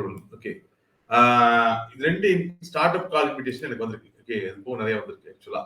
ஓகே, கல்ச்சுரல் டிராவல்னு ஒரு ஸ்டார்ட் அப் கம்பெனி. அது என்னைக்கு 22ஆம் தேதியே தான், 12 to 1:30. அப்புறம் டேக்டைல் ஐடியா ஸ்கூல். ஓகே, இப்போ என்ன ஆகும்னா, இப்போ எப்படி நான் இந்த ஸ்டார்ட் அப் இன்வெஸ்ட்மெண்ட்ஸ் நடக்கும் அப்படின்னு சொன்னா, ஸோ இந்த மாதிரியான கிளப்புகள்ல நம்ம மெம்பரா இருக்கும். நம்ம ஸ்டார்ட் அப் கால்களுக்கான இன்வெஸ்டர்ஸ் கிளப்புகள்ல மெம்பரா இருப்போம். இந்த இன்வெஸ்டர்ஸ் கிளப் என்ன பண்ணுவாங்கன்னா, எந்தெந்த ஸ்டார்ட் அப் நிறுவனங்களுக்கு நிதி தேவைப்படுதோ, எந்தெந்த ஸ்டார்ட் அப் நிறுவனங்களுக்கு ஃபண்ட் தேவைப்படுதோ, அந்த நிறுவனங்கள் இவங்களை அப்ரோச் பண்ணும் பொழுது இவங்க இந்த இன்வெஸ்டர்ஸ் கிளப் என்ன பண்ணுவாங்க, இந்த மாதிரி ஒரு ஃபவுண்டர்ஸ் கால் மீட்டிங் அரேஞ்ச் பண்ணுவாங்க. முதல்ல இதெல்லாம் ஆஃப்லைன்ல நடக்குது, இப்போ ஆன்லைன்ல நடக்குது. ஆன்லைன்ல நடக்குது, டிவிகள்ல நடக்குது. இந்த ஸ்டார்ட் அப் சிங்கம், ஷார்க் டேங்க், இந்த மாதிரியான டிவி ப்ரோக்ராம்கள்லயும் அதுதான் நடக்குது. அப்போ இந்த மாதிரி எனக்கு இன்விடேஷன் வந்துடும். இதை நம்ம பார்ட்டிசிபேட் பண்ணுவோம். நம்மளுக்கு வந்து டீடைல்ஸ் கொடுத்துருவாங்க. உதாரணத்துக்கு பாரத் நெக்ஸ்ட் R2 அப்படின்னா அந்த ஸ்டார்ட் அப் என்ன, ஓகே, அதோட ஸ்டார்ட் அப் என்ன, அதோட இன்ஃபர்மேஷன் என்ன. உதாரணத்துக்கு பாரத் நெக்ஸ்ட் என்ன, Bharat next is transforming how India's 100 million microscopic business access and use working on just one portfolio revenue, which enables MNC to utilize the credit already in their wallets and having process approximately. Okay, இது MNC develop பண்றதுக்கான company. Okay, நம்ம டீடைலா அப்புறம் படிச்சுக்கலாம் அதையே. Okay, இந்த மாதிரி okay, browser, next generation browser, okay, whatever this. இந்த மாதிரி ஒவ்வொரு ஸ்டார்ட் அப் கம்பெனியை பத்தி, okay, old first design lead tech enabled kids wear ecosystem for India. Okay, so இந்த மாதிரியான ஸ்டார்ட் அப் கம்பெனிகளோட இன்விடேஷனும் அந்த கம்பெனி பற்றி இன்ஃபர்மேஷனும் எனக்கு கொடுத்துருவாங்க. இதே மாதிரி ஸ்டார்ட் அப் இந்த கம்பெனி மெம்பரா இருக்கிற எல்லாத்துக்குமே போயிடும். இப்போ அடுத்தது என்ன நடக்கும்னா, இந்த மீட்டிங்கை நம்ம அட்டன் பண்ணுவோம். இந்த மீட்டிங் அட்டன் பண்ணோம்னா அந்த ஸ்டார்ட் அப் கால்கள்ல அந்த கம்பெனியோட ஓனர் உட்கார்ந்து 1 மணி நேரம் பேசுவார். இதுதான் என் கம்பெனி, 2 வருஷமா இப்படித்தான் இந்த கம்பெனி டெவலப் பண்ணிட்டு இருக்கேன். இப்படி டெவலப் பண்ணதுல இந்த விஷயங்களை நான் இம்ப்ரூவ் பண்ணியிருக்கேன். இது இவ்வளவு ப்ராஃபிட்ல போயிட்டு இருக்கு. ஃபர்தரா என்னுடைய பிளான் இது. இந்த பிளானுக்கு எனக்கு ஃபர்தரா இவ்வளவு அமௌண்ட் தேவைப்படுது. உங்களை இன்வெஸ்ட் பண்றவங்க பண்ணுங்க அப்படின்னு அவர் பேசுவாரு. இதை கேட்டு இன்வெஸ்டர்ஸ் எல்லாம் நிறைய கேள்விகளை கேட்பாங்க. இந்த சூழ்நிலை எப்படி கையாளுவீங்க, உங்களுடைய பிஏடிஏ எப்படி இருக்கு, ஆல்ரெடி யாரெல்லாம் இன்வெஸ்ட் பண்ணியிருக்கா, கம்பெனிக்கு ஏதாவது கடன் இருக்கா, இந்த மாதிரி நிறைய கேள்விகள் வந்து இன்வெஸ்டர்ஸ் மத்தியில இருந்து கேட்பாங்க. ஓகே ஆயிடுச்சுன்னா 2 பேருக்கு டேலி ஆயிடுச்சுன்னா இவங்க இன்வெஸ்ட் பண்ணுவாங்க. இன்வெஸ்ட் பண்ணதுக்கு ஏற்ப ஸ்டாக்ஸை எழுதி வாங்கிக்குவாங்க. அந்த ஃபவுண்டர்கிட்ட இருந்து ஸ்டாக்ஸ் எழுதி வாங்கிக்குவாங்க. இவ்வளவுதான் ஸ்டார்ட் அப் இன்வெஸ்ட்மெண்ட்ஸ் நடக்கக்கூடிய ப்ராசஸ். இவ்வளவுதான் ஸ்டார்ட் அப் இன்வெஸ்ட்மெண்ட் நடக்கக்கூடிய ப்ராசஸ். ஆனா கேள்வி என்னன்னா, இந்த ஸ்டார்ட் அப் இன்வெஸ்ட்மெண்ட்ஸ்ல நிறைய ஸ்கேம்ஸும் நடக்கும். ஓகே, ஸ்டார்ட் அப் இன்வெஸ்ட்மெண்ட்டுகள்ல நிறைய ஸ்கேம்ஸுமே நடக்கும் நம்மளுக்கு. ஸோ நிறைய பேர் ஸ்டார்ட் அப் இன்வெஸ்ட்மெண்ட்னா என்னமோ பணம் கொடுத்தோம்னா அவங்க டாக்குமெண்ட் உட்காந்து 2 பேர் கையில் கொடுத்து டாக்குமெண்ட் வாங்கிட்டு வந்துட்டா அவங்க கம்பெனில இருந்து ஸ்டார்ட் அப் இன்வெஸ்ட்மெண்ட் நடந்துருச்சு, அவங்க கம்பெனியோட ஸ்டாக்ஸ் எனக்கு ஒரு 1000 ரூபாய் பத்திர பேப்பர் எழுதி கொடுத்துட்டா அப்படின்னு நினைக்கிறாங்க. அப்படி இல்லை. ஸ்டார்ட் அப் இன்வெஸ்ட்மெண்ட்டுகளும் ஏஞ்சல் இன்வெஸ்ட்மெண்ட்ஸும் அதுவுமே செபியோடைய வழியா தான் நடக்கும். ஆக்சுவலா ஸ்டார்ட் அப் கம்பெனிகள்ல நீங்க இன்வெஸ்ட் பண்ணீங்கனாலுமே அதோடைய ஸ்டாக்ஸுமே உங்களுடைய டெபாசிட்டுக்கு வந்து சேர்ந்துரும். அதை ஞாபகம் வச்சுக்கோங்க. ஓகே, ஸ்டார்ட் அப் கம்பெனிகளை இன்வெஸ்ட் பண்றேன் அப்படின்னு சொல்லிட்டு ஏதாச்சும் ஒரு கம்பெனியில போய் உட்காந்து பணத்தை கொடுத்துட்டு டாக்குமெண்ட் பேப்பர் எழுதி வாங்கிட்டு வர்றதெல்லாம் ஸ்டார்ட் அப் இன்வெஸ்ட்மெண்ட். இப்போ உதாரணத்துக்கு டெபாசிட்னா உங்களுக்கு எல்லாத்துக்கும் தெரியும் நினைக்கிறேன், படிச்சிருப்பீங்க. சிடிஎஸ்எல், என்எஸ்டிஎல் இதெல்லாம் டெபாசிட் சர்வீஸ். நீங்க வாங்குற ஸ்டாக்ஸ் இதெல்லாமே இங்கதான் சேவ் ஆகும். என்எஸ்டிஎல், சிடிஎஸ்எல் தான் வந்து சேவ் ஆகும். ஓகே, இந்த கவர்மெண்ட் வெப்சைட்டை பொறுத்த வரைக்கும் இது ஒரு இஷ்யூ. நீங்க ஸ்டார்ட் அப் இன்வெஸ்ட்மெண்ட் பண்ணீங்கனாலுமே அதுவுமே அந்த ஸ்டாக்ஸ்மே உங்களோட என்எஸ்டிஎல்ல தான் வந்து சேவ் ஆகும். ஓகே, சைட் போல கொஞ்ச நேரம் கழிச்சு நம்ம இதை பார்க்கலாம். ஓகே, சோ ஸ்டார்ட் அப் இன்வெஸ்ட்மெண்ட்டுகள்ல எந்த ஸ்டார்ட் அப் கம்பெனிகள்ல நீங்க இன்வெஸ்ட் பண்ணாலும் அவங்க அந்த ஸ்டாக்ஸை உங்களுடைய டெபாசிட்ல கிரெடிட் பண்ணணும். சும்மா பத்திரத்துல எழுதி கொடுக்கறது இல்லை, டெபாசிட்ல கிரெடிட் பண்ணணும். ஓகே, சோ அந்த ஸ்டாக்ஸை நீங்க உங்களுடைய டெபாசிட், நீங்க ரிட்டையர்ட் டெபாசிட் தான் இருக்கு. ஒன்னு சென்ட்ரல் டெபாசிட், இன்னொன்னு என்எஸ்டிஎல். ஸோ இதுல ரெண்டுல ஏதாச்சும் ஒரு பக்கம் தான் நீங்க டெபாசிட் வச்சிருப்பீங்க. டிமெட் அக்கௌண்ட் ஓபன் பண்ணும்போது உங்களுக்கு அந்த டெபாசிட் சர்வீஸ் ஓப்பன் ஆயிருக்கும். ஸோ அதுல உங்களுடைய ஸ்டாக்ஸ்களை நீங்க செக் பண்ணிக்கலாம். First point. இதை விட்டுட்டீங்கன்னா இந்த ஸ்டார்ட் அப் இன்வெஸ்ட்மெண்ட்ல பண்ணல, ஸ்டார்ட் அப் இன்வெஸ்ட்மெண்ட்ஸ் முடிஞ்சிருச்சு. அதுக்கப்புறம் செகண்ட் ஆப்பர்ச்சுனிட்டி நீங்க ஒரு கம்பெனியோட ஸ்டாக்ஸ்ல இன்வெஸ்ட் பண்ணணும்னா செகண்ட் ஆப்பர்ச்சுனிட்டி அப்படிங்கிறது கிரே மார்க்கெட்ல இருக்கு. கிரே மார்க்கெட்ல நீங்க இன்வெஸ்ட் பண்ணலாம். யாராச்சும் கிரே மார்க்கெட்ல அன்லிஸ்டட் ஸ்டாக்ஸ் இன்வெஸ்ட் பண்ணிருக்கீங்களா? கிரே மார்க்கெட்ல அன்லிஸ்டட் ஸ்டாக்ஸ்ல இன்வெஸ்ட் பண்ணிருக்கீங்களா?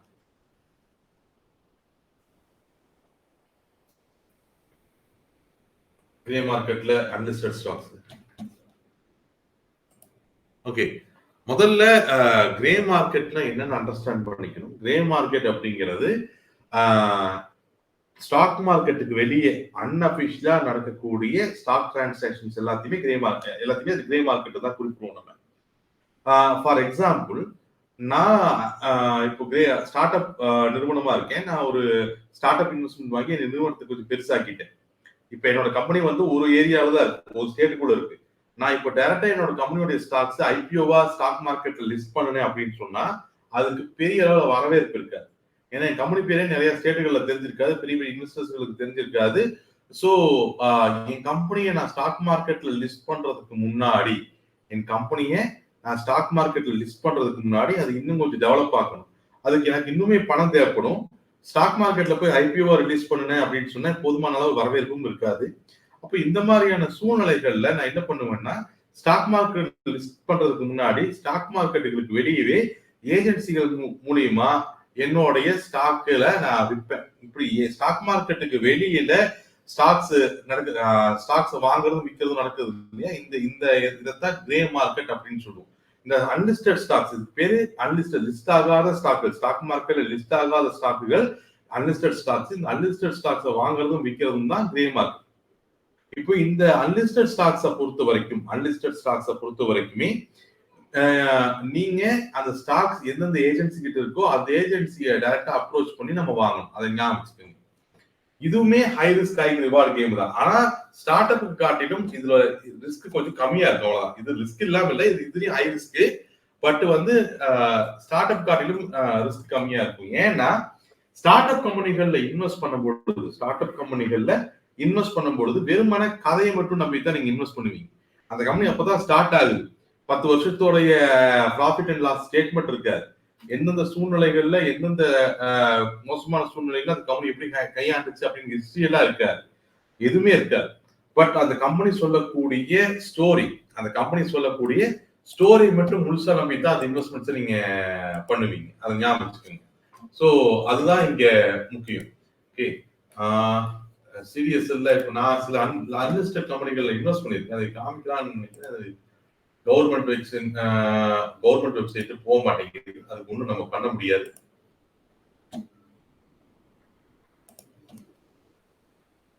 Okay, I will show you. இது வந்து உங்களோட சென்ட்ரல் டெபாசிட்டரி சர்வீஸ். ஓகே, இதுதான் உங்களோட டெபாசிட்டரி. நீங்க வாங்குற எல்லா ஸ்டாக்கு எல்லாமே இங்கதான் சேவ் ஆயிருக்கும். நீங்க வாங்குற எல்லா ஸ்டாக்ஸும் இங்கதான் சேவ் ஆயிருக்கும். ஓகே, நீங்க பாஸ்வேர்டு எக்ஸ்பீரியரா ஒரே நிமிஷம் எல்லாரும் கண்ணை முடிக்கீங்க. நான் பாஸ்வேர்டு செட் பண்ணிக்கிறேன்.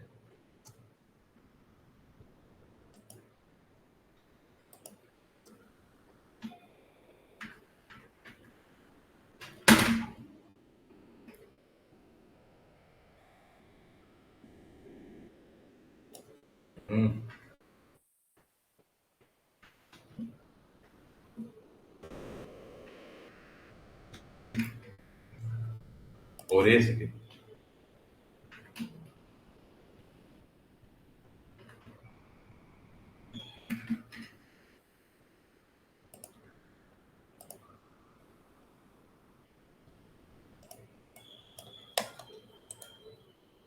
யாரும் பாஸ்வேர்டு பார்க்கல.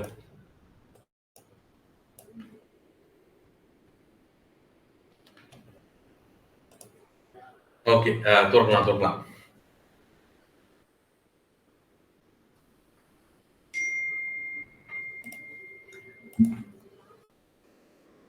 செவன் 3 2.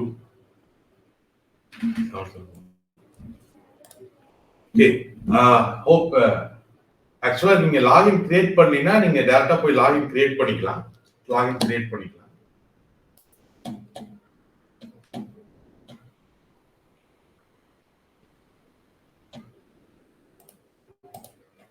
ஓகே, இங்க பாருங்க. இதுல உங்களோட லிஸ்டட், நீங்க ஸ்டாக் மார்க்கெட்ல வாங்கக்கூடிய ஸ்டாக்ஸ், ஸ்டாக் மார்க்கெட் வெளியில அன்லிஸ்டடா வாங்கக்கூடிய ஸ்டாக்ஸ், ஸ்டார்ட் அப் இன்வெஸ்ட்மெண்ட்ஸ் நீங்க பண்ணக்கூடியது, இது எல்லாமே உங்களுடைய சென்ட்ரல் டெபாசிட் சர்வீஸ்ல கிரெடிட் ஆயிடும். ஸோ நான் அப்ளை சொன்ன மாதிரி ஒரு ஸ்டார்ட் அப் கம்பெனி இன்வெஸ்ட் பண்றேன் அப்படின்னு சொன்னா ஆஸ் பர் தி செபி நார்ம்ஸ் அந்த கம்பெனியோட ஷேர்ஸ் உங்களுக்கு தரணும். நீங்க அந்த கம்பெனியோட ஷேர்ஸ் உங்களுடைய சிடிஎஸ்எல்ல கிரெடிட் ஆகும். உதாரணத்துக்கு இங்க குட்டி குட்னு ஒன்று எழுதிருக்கு இல்லையா, குட்டி குட் ரீட்டைல் பிரைவேட் லிமிடெட், இது ஒரு ஸ்டார்ட் அப் இன்வெஸ்ட்மெண்ட், நம்ம ஸ்டார்ட் அப் இன்வெஸ்ட்மெண்ட். அதே மாதிரி கோரெக்ஸ் ஹெல்த் பிரைவேட் லிமிடெட் அப்படின்னு இருக்கு இல்லையா, இது ஒரு ஸ்டார்ட் அப் இன்வெஸ்ட்மெண்ட், அப்படியே ஸ்டார்ட் அப் இன்வெஸ்ட்மெண்ட். ஆக்சுவலா இந்த கோரெக்ஸ் வந்து நான் ரீசெண்டா பண்ணுது, கொஞ்ச நாளைக்கு முன்னாடி பண்ணுது, கோரெக்ஸ் ஹெல்த் பிரைவேட் லிமிடெட். அந்த கம்பெனி எல்லாம் பெருசாலாம் ஒண்ணுமே இல்லை. ஓகே, நான் ஐடியா சொல்றேன், எதனால அதை பண்ணலன்னு ஒரு ஐடியா சொல்லுவேன். ஐடியாக்காக இந்த கோரெக்ஸ் அப்படிங்கிறது வந்து ஒரு 5 டாக்டர்கள் சேர்ந்து ஆரம்பிச்ச ஒரு ஹெல்த் இன்ஸ்டியூட், ஒரு ஹாஸ்பிட்டல் வச்சுக்கோங்களேன். கோரெக்ஸ் ஹெல்த் பிரைவேட் லிமிடெட் அப்படிங்கிறது சிம்பிளா இது ஒரு ஹாஸ்பிட்டல். ஆனா இந்த ஹாஸ்பிட்டல்னா இது ஒரு main sexuality hospital. For example, நம்மளுக்கு எல்லாத்துக்குமே தெரியும், ஒரு 10 வருஷத்துக்கு முன்னாடி இந்த ஃபெர்டிலிட்டி சென்டர்ஸ் எல்லாம் இந்தியாவில் பெருசா இல்லவே இல்லை. கருத்தரிப்பு மையங்கள் அப்படிங்கிறது இந்தியாவில் பெருசா கிடையாது. 10 வருஷத்துல அது மிகப்பெரிய அளவுல வளர்ந்துருக்கு அப்படிங்கிறத பார்க்கலாம். இன்னைக்கெல்லாம் ஒரு சிட்டிக்குள்ள குறைஞ்சு 10-20 ஃபெர்டிலிட்டி ஹாஸ்பிட்டல்ஸ் இருக்கு, கருத்தரிப்பு மையங்களுக்கு. ஓகே, பட் இன்னைக்கும் இந்தியாவுக்குள்ள பெருமளவுல வளராத ஒரு ஹாஸ்பிட்டல் செயின் அப்படின்னு சொன்னா இந்தியாவுல மெயின் செக்ஸுவாலிட்டி ஹாஸ்பிட்டல்ஸ். ஆனா ஒரு ஆய்வறிக்கை என்ன சொல்லுது அப்படின்னு சொன்னா, மேரேஜுக்கு முன்னாடி டாக்டரை கன்சல்ட் பண்ணக்கூடிய ஆண்களோட எண்ணிக்கை அப்படிங்கிறது மிகப்பெரிய அளவுல இன்க்ரீஸ் ஆயிருக்கு. மேரேஜுக்கு முன்னாடி டாக்டர்ஸை கன்சல்ட் பண்றது, செக்அப் எடுத்து பார்த்துக்கிறது, இந்த மாதிரியான விஷயங்கள் ஆர்வம் காட்டக்கூடிய ஆண்களோட எண்ணிக்கை பெரிய அளவு இன்க்ரீஸ் ஆயிருக்கு. பட் இந்தியாவுல எப்படி 20 வருஷத்துக்கு முன்னாடி 10 வருஷத்துக்கு முன்னாடி இந்தியாவில் ஃபெர்டிலிட்டி சென்டர்ஸ் இல்லையோ அதே மாதிரி இந்த தேதியில மென் செக்ஸுவாலிட்டி ஹாஸ்பிட்டல் அப்படிங்கிறது தனியா கிடையவே கிடையாது. அப்ப இவங்க என்ன பண்றாங்க, இந்த 5 டாக்டர் சேர்ந்து மென் செக்ஸுவாலிட்டி ஹாஸ்பிட்டல் ஒன்று ஆரம்பிக்கிறாங்க இங்க மும்பைல ஆரம்பிச்ச கொஞ்ச காலத்திலேயே அது ஓரளவுக்கு கிளைண்ட்ஸ் ஓரளவுக்கு ப்ராஃபிட்டா போகுது. ஸோ அதுக்கப்புறம் என்ன பண்றாங்க, கொஞ்ச நாள்ல மறுபடியும் 1 வருஷத்துல பூனேல ஒரு பிரான்ச் ஓபன் பண்றாங்க, அங்கேயும் நல்லா போகுது. இவ்வளவுதான் இவங்களோட ஹிஸ்டரி. இதுக்கப்புறம் மென் செக்ஸுவாலிட்டி ஹாஸ்பிட்டல் இந்தியா ஃபுல்லா வளருமா வளராதா அப்படிங்கறதெல்லாம் டவுட் தான். பட் இது இப்போ இவங்க இன்வெஸ்டர்ஸ் கால் அட்டன் பண்றாங்க. இவங்க இன்வெஸ்டர்ஸ் கால் நான் இது பேசுறாங்க, நான் இந்த மாதிரி நிறைய இன்வெஸ்டர்ஸ் அதை கேட்கிறோம். பட் எனக்கு என்ன ஐடியா இருக்குன்னா, ஓகே எதிர்காலத்துல இது வர்றதுக்கான ஐடியா இருக்கு. எதிர்காலத்துல மென் செக்ஸுவாலிட்டி ஹாஸ்பிட்டல் எப்படி ஃபெர்டிலிட்டி சென்டர்ஸ் வந்துச்சோ அதே மாதிரி இதுவும் பெரிய அளவுல வளரும் அப்படின்னு எனக்கு என்னுடைய தாட் இருந்துச்சு. ஸோ நான் என்ன பண்ணேன், அந்த ஸ்டாக்ல அந்த கம்பெனியில போய் இன்வெஸ்ட் பண்றேன், ஸ்டார்ட் அப் கம்பெனில இன்வெஸ்ட் பண்றேன். இந்த மாதிரி ஸ்டார்ட் அப் இன்வெஸ்ட்மெண்ட்ஸ் அப்படிங்கிறது அந்த ஃபவுண்டருக்கும் கம்பெனியை தொடங்கின ப்ரொமோட்டருக்கும் உங்களுக்கும் டைரக்டா நடக்கக்கூடிய டிரான்சாக்ஷன். நம்ம அந்த ஸ்டார்ட் அப்ல இன்வெஸ்ட் பண்றோம், பணம் கொடுக்குறோம், அவங்க அக்கௌண்ட்ல பே பண்ணுவோம், அவங்களோட கம்பெனியோட ஒரு குறிப்பிட்ட அளவு ஸ்டாக்ஸை என்னுடைய டிமேட்ல கிரெடிட் பண்ணுவாங்க. அதையே நீங்க சிடிஎஸ்எல்ல பாத்துக்க முடியும். இது உங்களுடைய சிடிஎஸ்எல்ல அன்லிஸ்டட் கேட்டகரியில லிஸ்ட் ஆகும், அன்லிஸ்டட் கேட்டகரியில வந்துடும். இந்த மாதிரியான ஸ்டார்ட் அப் நிறுவனங்கள்ல வெறும் கதையை மட்டும் நம்பித்தான், இது ஃபியூச்சர்ல எதிர்காலம் இருக்கு எதிர்காலம் இல்லைங்கிற வெறும் கதையை மட்டும் நம்பித்தான் நீங்க இன்வெஸ்ட் பண்ணி ஆகும். ஈவன் நிறைய எக்ஸாம்பிள் இதுக்கு நம்ம பேசலாம். ஈவன் ஏர்டெல் எல்லாம் first time start up investment உள்ள வரும்பொழுது, ஸ்டார்ட் அப் இன்வெஸ்ட்மெண்ட் ஸ்டார்டிங்ல ஏர்டெல் கம்பெனி, இன்னைக்கு இருக்கிற ஏர்டெல் கம்பெனி நான் சொல்றது ஒரு 20-30 வருஷத்துக்கு முன்னாடி வரும்பொழுது நிறைய பேர் என்ன சொன்னாங்கன்னா, பணக்காரன் மட்டும் தான் செல்போன் வாங்குவான், இந்தியாவில் எத்தனை பணக்காரன் இருக்கான்னு கேள்வி கேட்டாங்க. ஓகே, 30-40 வருஷத்துக்கு முன்னாடி இந்தியாவில 40 வருஷம் கழிச்சு ஒவ்வொருத்தரும் 2 செல்போன் வச்சிருப்பான், செல்போனுக்காகவே மாசம் இஎம்ஐ கட்டுவான், ஒவ்வொருத்தரும் 4 சிம் வச்சிருப்பான் அப்படிங்கறத அந்த இடத்துல இருந்து யோசிக்க முடியாதுல்ல. 40 வருஷத்துக்கு முன்னாடி எப்படி யோசிச்சிருப்பாங்க? 40 வருஷத்துக்கு முன்னாடி ஏர்டெல் ஸ்டார்ட் அப் கம்பெனியில் இன்வெஸ்ட்மெண்ட்ஸ் வரும் பொழுது 99% என்ன சொன்னாங்க, ஓகே செல்போன்ல பணக்காரன் மட்டும் தான் யூஸ் பண்ணுவான், அதுவுமே இந்தியாவில் எத்தனை பணக்காரன் இருக்கா, அதுவுமே செல்போன் வாங்குறதா இருந்தா பிஎஸ்என், அப்ப பிஎஸ்என் தான் பெரிய நிறுவனம், பிஎஸ்என்எல் தான் வாங்குவாங்க, இந்த கம்பெனி வளராதுன்னாங்க. ஓகே, பட் அன்னைக்கு ஒரு 40 வருஷத்துக்கு முன்னாடி ஒரு ஏர்டெல்ல ஒரு ஸ்டார்ட் அப் இன்வெஸ்ட்மெண்ட்ல ஒருத்தர் வெறும் 1 லட்ச ரூபாய் போட்டு இருந்தாலும் கூட இன்னைக்கு அதோட மதிப்பு பல நூறு கோடி. ஈவன் நான் ஃபர்ஸ்ட் அட்டன் பண்ண ஸ்டார்ட் அப் இன்வெஸ்ட்மெண்ட் என் ஃப்ரெண்டு கூட்டிட்டு போனது ஸ்விக்கியோட தான். ஒரே ஒரு சிட்டியில தான் ஸ்விக்கி இருந்துட்டு இருந்துச்சு. அன்னைக்கு ஒரு 30,000 ரூபாய் கம்பெனி ஸ்டார்ட் அப் இன்வெஸ்ட்மெண்ட்ல போட்டு வந்திருந்தாங்க கூட இன்னைக்கு பெரிய அளவுல வளர்ந்துருக்கு. பட் அன்னைக்கு தோணாது இல்ல, ஏன் பக்கத்துல இருக்கிற ஹோட்டல்ல போய் வாங்கிட்டு வந்து சாப்பிடுவாங்க, எவன் வீட்லயே உட்காந்து ரூம்லயே ஆர்டர் பண்ணுவான் அப்படின்னு தான் அப்ப தோணும். அப்ப தீர்மானம் தோணும். இப்பவுமே அப்படித்தான், இப்பவுமே எவன் தனியா மென் செக்ஸுவாலிட்டி ஹாஸ்பிட்டல்ல பசங்க போவாங்க அப்படிங்கறத மனசுக்குள்ள தோணும். இருந்தாலுமே சொசைட்டி வளரும், இது வளர்க்கான வாய்ப்பு இருக்கு அப்படிங்கிறது மூட சொல்லும். அதனால அதை இன்வெஸ்ட் பண்ணும். ஸோ ஸ்டார்ட் அப் இன்வெஸ்ட்மெண்ட்ஸ் அப்படிங்கிறது பெருமன கதைகளை நம்பி இன்வெஸ்ட் பண்ணக்கூடியது. ஸோ இது ஜெயிக்கலாம், ஜெயிக்காமே போகலாம். But high risk high reward game. ஒரு 100 கம்பெனிகள் இன்வெஸ்ட் பண்றோம்னா 2 கம்பெனிகள் தான் ஜெயிக்கும். ஆனா ஒரு 2 கம்பெனி ஜெயிச்சாலுமே அது 100 கம்பெனிகளை நீங்க இன்வெஸ்ட் பண்ணக்கூடிய அத்தனை ரிஸ்கையும் அது 2 கம்பெனிகள் தூக்கி சாப்பிடும். அவ்வளவு பெருசா அது ரிட்டர்ன்ஸ் கொடுக்கும் இந்த ஸ்டார்ட் அப் இன்வெஸ்ட்மெண்ட்கள் அப்படிங்கிறது. இதை நான் ரெக்கமெண்ட் பண்ணல. ஆரம்ப காலகட்டங்கள்ல இது ரொம்ப ரிஸ்கி கேமு. பட் நான் என்ன சொல்றேன்னா, ஒரு லைஃப் லாங் நீங்க இன்வெஸ்ட்மெண்ட் ஃபீல்ட்ல போகும்பொழுது ஒரு 5 வருஷத்துக்கு ஒரு தடவை, ஒரு 2 வருஷத்துக்கு ஒரு தடவை ஆச்சு ஒரு ஸ்டார்ட் அப் இன்வெஸ்ட்மெண்ட்ல இன்வெஸ்ட் பண்ண ட்ரை பண்ணுங்க. ஏன்னா லைஃப் ஸ்டைல் அடுத்த கட்டத்துக்கு எடுத்துட்டு போறதுன்னு இருக்குல்ல, இருக்கக்கூடிய லைஃப் ஸ்டைலை மெயின்டைன் பண்றது, இன்ஃப்ளேஷனை பீட் பண்றது, இதெல்லாம் ஒரு மியூச்சுவல் ஃபண்ட் இன்வெஸ்ட்மெண்ட்லயே நம்ம கையாண்டுக்கலாம். பட் உங்களுடைய லைஃப் அடுத்த கட்டத்துக்கு ஒரு லோயர் மிடில் கிளாஸ்ல இருந்து அப்பர் மிடில் கிளாஸ்ல இருந்து ஒரு லட்சாதிபதி இருந்து ஒரு கோடீஸ்வரன், அந்த உங்களுடைய லைஃப் ஸ்டைலை என்டையரா சேஞ்ச் பண்ணுது இல்லையா, அந்த மாதிரி சேஞ்ச் பண்றது அப்படிங்கிறது ஏதாச்சும் ஒரு கட்டத்துல யாராவது ஒருத்தர் நம்ம ஜெனரேஷன்ல ரிஸ்க் எடுத்தா தான் உண்டு. சப்போஸ் உங்களுக்கு ஏதாவது ஒரு ஃப்ரீ ஃபண்ட் இருக்கு, அந்த மாதிரி எல்லாம் சூழ்நிலை இருந்துச்சுன்னா ஏதாச்சும் இன்வெஸ்டர்ஸ் கால் ப்ரோக்ராம் அட்டன் பண்ணுங்க. 5 வருஷத்துக்கு ஒரு தடவையாச்சும் ஏதோ ஒரு ஸ்டார்ட் அப் கம்பெனி உங்க மனசுக்கு இது எதிர்காலத்துல வரும்னு நினைக்கக்கூடிய ஸ்டார்ட் அப் கம்பெனிக்கு இன்வெஸ்ட் பண்ணுங்க. ஓகே, அது ரிஸ்க் தான், ஹை ரிஸ்க் தான், but worth to try. Okay, சரி, போயிட்டே இருக்கு. அதே மாதிரி பாருங்க, இதுக்கு மேல இருக்கு அந்த குட்டி குட்டுன்னு ஒன்று இருக்குல்ல, குட்டி குட் லிமிடெட், இதுவே ஒரு ஸ்டார்ட் அப் கம்பெனி தான். ஆக்சுவலா இது வந்து ஒரு பெங்களூர்ல ஷோரூம், அது ஒரு பெங்களூர் ஷோரூம் அது. ஓகே, பெங்களூர் 5-6 ஷோரூம் வச்சிருக்காங்க இந்த குட்டி குட்டு அப்படின்றவங்க. ஓகே, ஓரளவுக்கு பெங்களூர் பார்த்துருப்பீங்கன்னு நினைக்கிறேன். இது ஒரு ஸ்டார்ட் அப் நிறுவனம். இப்ப நிறைய இடங்கள்ல இதுல இன்வெஸ்ட் பண்றேன் நான். இந்த மாதிரி ஸ்டார்ட் அப் நிறுவனங்கள் இன்வெஸ்ட் பண்ணாலும் அது வெறும் பத்திரத்தில் எழுதி வாங்கக்கூடிய விஷயம் இல்லை. அது உங்களுடைய டிமேட்ல அந்த ஸ்டாக்ஸ் கிரெடிட் ஆகும். டிமேட்ல உங்களுடைய ஸ்டாக்ஸ் கிரெடிட் ஆகும். இதுக்கு அடுத்த ஸ்டேஜஸ்ல இருக்கக்கூடியதுதான் இந்த ஸ்டார்ட் அப் இன்வெஸ்ட்மெண்ட் மிஸ் பண்ணிட்டீங்கன்னா அடுத்த ஸ்டேஜ்ல அந்த கம்பெனி எங்க இன்வெஸ்ட்மெண்ட்ஸ் கலெக்ட் பண்ணுவாங்க அப்படின்னு சொன்னா அதுதான் இந்த அன்லிஸ்டட் ஸ்டாக்ஸ் அப்படின்னு சொல்லக்கூடிய அன்லிஸ்டட் ஸ்டாக்ஸ்.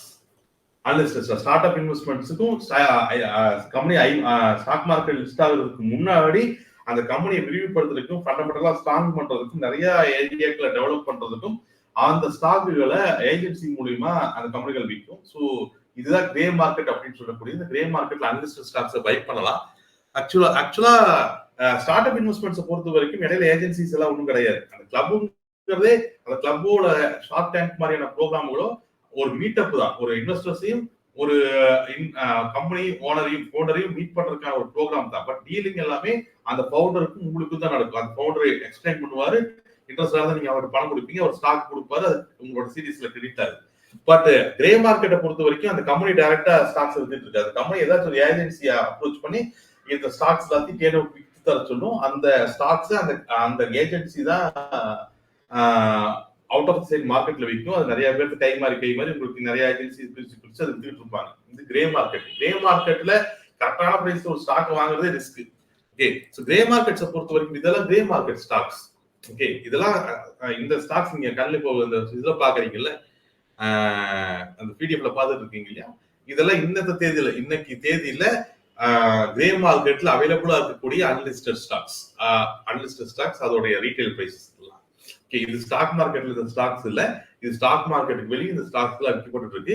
இதுல ஏதாச்சும் ஒரு ஸ்டாக் வாங்கணும்னா அது எந்த ஏஜென்சி கிட்ட இருக்கு அப்படிங்கறத பார்த்து நம்ம வாங்கணும். இந்த அன்லிஸ்டட் ஸ்டாக்ஸ்லயுமே நீங்க நான் நிறைய இன்வெஸ்ட் பண்ணுவேன். ஆக்சுவலா இதெல்லாம் நீங்க சிலதெல்லாம் இந்த போட் எல்லாம் கேள்விப்பட்டிருப்பீங்கன்னு நினைக்கிறேன். இந்த ஹெட்போன் எல்லாம் விற்பாங்க, இந்த கம்பெனி கேள்விப்பட்டிருப்பீங்க. ஓகே, சிஎஸ்கே கேள்விப்பட்டிருப்பீங்க, சென்னை சூப்பர் கிங்ஸோட அன்லிஸ்டட் ஸ்டாக். கேப் ஜெமினி கேள்விப்பட்டிருப்பீங்க. ஓகே, ஹேர் ஹெல்த்ங்கிறது ரெடிகேரோடைய ஹெல்த் இன்சூரன்ஸ், அது கேள்விப்பட்டிருப்பீங்க. கேரியர் ஏசி கம்பெனி கேள்விப்பட்டிருக்கலாம், டால்மியா கேள்விப்பட்டிருக்கலாம். இதெல்லாம் அன்லிஸ்டட் ஸ்டாக்ஸ். இதெல்லாம் HDFC securities it's unlisted stock. Hindustan Times, okay, Inox இதெல்லாம் நீங்க இதெல்லாம் அன்லிஸ்டட் ஸ்டாக். ஸ்டாக் மார்க்கெட்டுக்கு வெளியே உங்களுக்கு அவைலபிளா இருக்கும். ஈவன் NSE நேஷனல் ஸ்டாக் எக்ஸ்சேஞ்சோட ஸ்டாக்ஸும் இன்னும் லிஸ்ட் ஆகல, அதுவும் அன்லிஸ்டட்ல தான் அவைலபிளா இருக்கு. ஓயோ, ஆக்சுவலா ஓயோல எல்லாம் நானும் கொஞ்சம் இன்வெஸ்ட் பண்ணியிருக்கேன். ஓகே, அதுல பாத்தீங்கன்னா தெரியும். இதெல்லாம் அன்லிஸ்டட். இந்த இதான் ஓயோ, இது அந்த ஹேர் ஹெல்த். அப்புறம் ராயல் கேர் ஹாஸ்பிட்டல், இது கோயம்புத்தூர் ஒரு ஹாஸ்பிட்டல், எங்க வீட்டு பக்கத்துல தான் இருக்குது. ராயல் கேர் ஹாஸ்பிட்டல்ஸ், மோத்திலால் ஆஸ்வால், இதெல்லாம் அன்லிஸ்டட். நீங்க பாத்தீங்கன்னா இதுல அன்லிஸ்டட் அப்படின்னு இதுல போட்டிருப்பாங்க. இதெல்லாம் கீழே இருக்கிறதெல்லாம் லிஸ்டட் பாண்ட்ஸ் இதெல்லாம். ஓகே, சோ இது வந்து நீங்க நெட்ல சும்மா நீங்க அன்லிஸ்டட் ஸ்டாக்ஸ்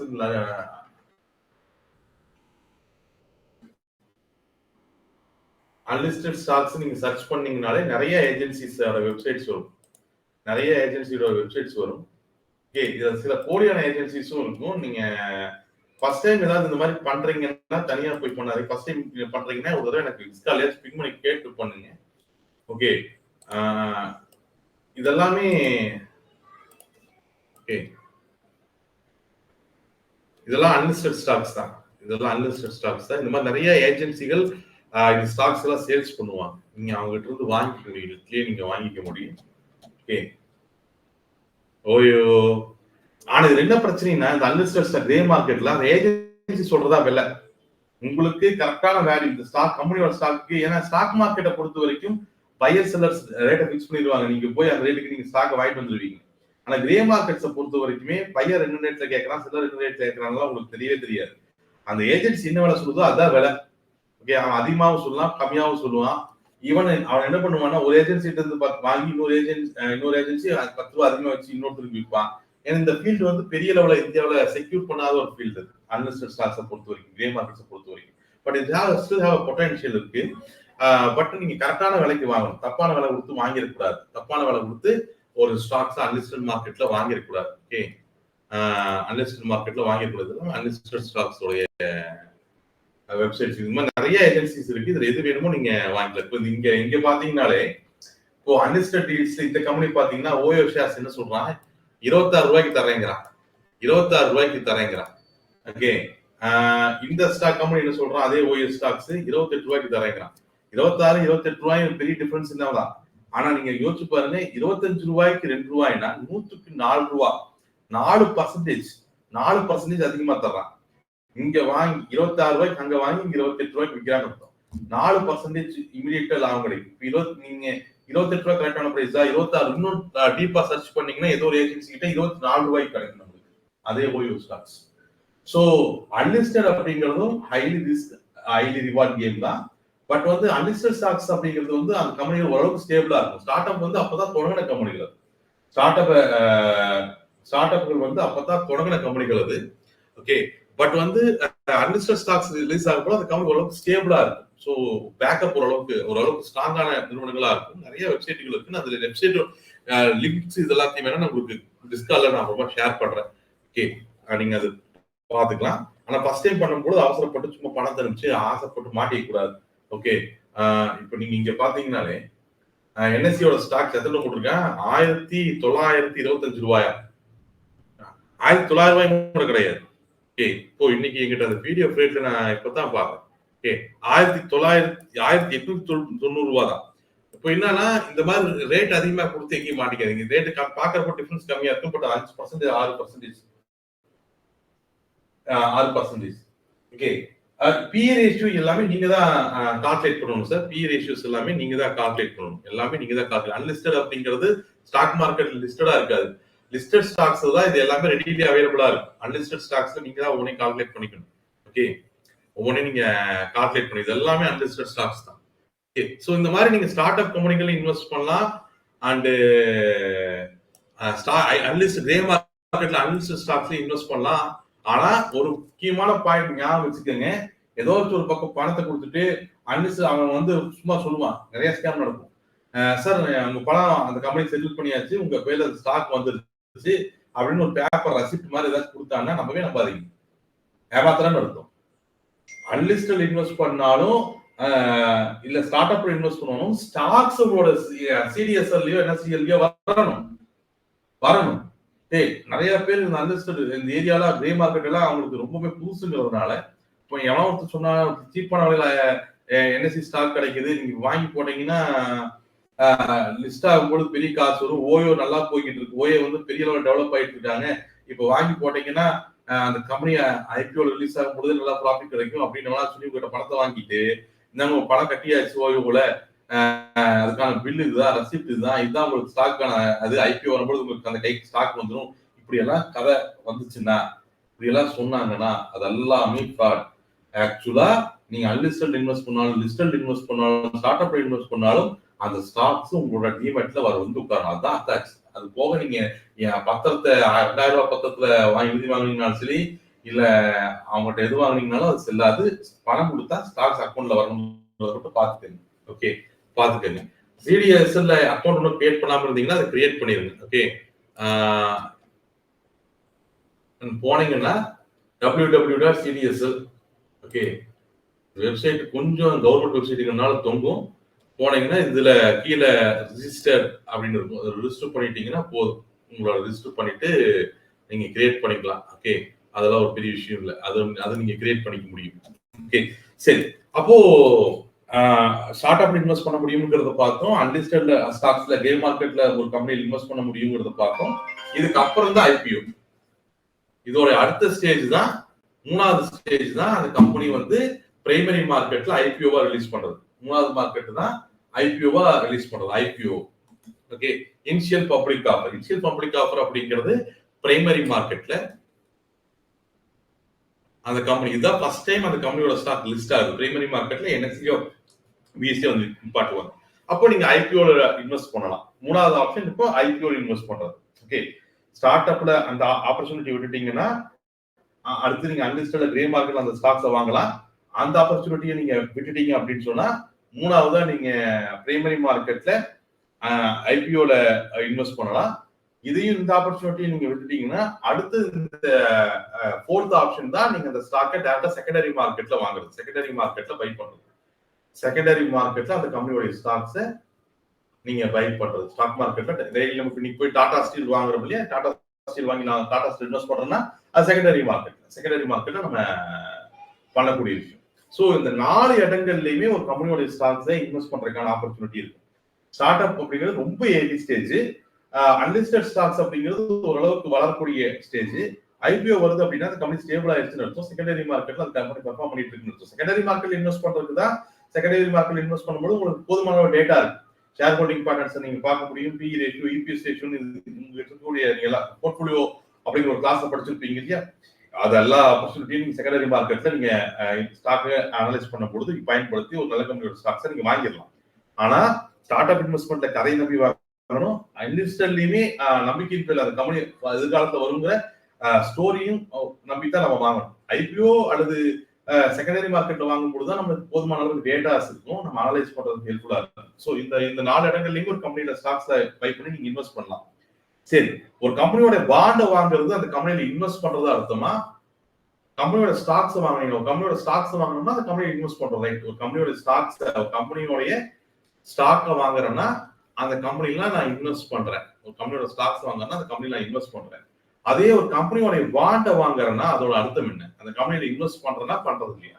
ஒரு கம்பெனியோட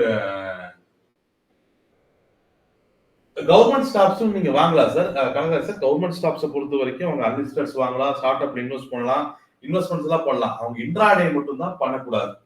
இன்ட்ராடே நீங்க பண்றீங்கன்னா 9 to 3:30 ஆபீஸ் வேலை நேரத்துல ஆபீஸ் வேலைக்கு பார்க்காம நீங்க ட்ரேட் பண்ணிட்டு இருக்கீங்கன்னு அர்த்தம். ஓகே, நாளைக்கு ஏதாவது இஷ்யூ வந்துச்சுன்னா அது கேள்வி கேட்பான். பட் இன்வெஸ்ட்மெண்ட் பண்றதுக்கெல்லாம் எந்த ஒரு ரிஸ்ட்ரிக்ஷனும் கிடையாது. நீங்க ஸ்டார்ட் அப் கம்பெனிகள் இன்வெஸ்ட் பண்ணலாம், அன்லிஸ்டட் ஸ்டாக்ஸை பை பண்ணலாம், ஐபிஓ அப்ளை பண்ணலாம், அது செகண்டரி மார்க்கெட்ல ஒரு ஸ்டாக் அனலைஸ் பண்ணி நீங்க அந்த ஸ்டாக்கை வாங்கலாம். அதனால எந்த ஒரு குழப்பமே கிடையாது. அது கவர்மெண்ட் ஸ்டாக், அதுக்கு எந்த ஒரு ரெஸ்ட்ரிக்ஷன்ஸும் இல்லை. ஈவன் மியூச்சுவல் ஃபண்ட்ஸ்ல பண்ணலாம். ஓகே, பட் இங்க கேள்வி, ஒரு கம்பெனியோட ஸ்டாக்ஸை வாங்குறோம்னா அந்த கம்பெனியில இன்வெஸ்ட் பண்றோம்னு அர்த்தம். கம்பெனியோட பாண்டை வாங்குறோம்னா என்ன அர்த்தம்? கம்பெனியோட பாண்டை வாங்குறோம்னா அதோட அர்த்தம் என்ன?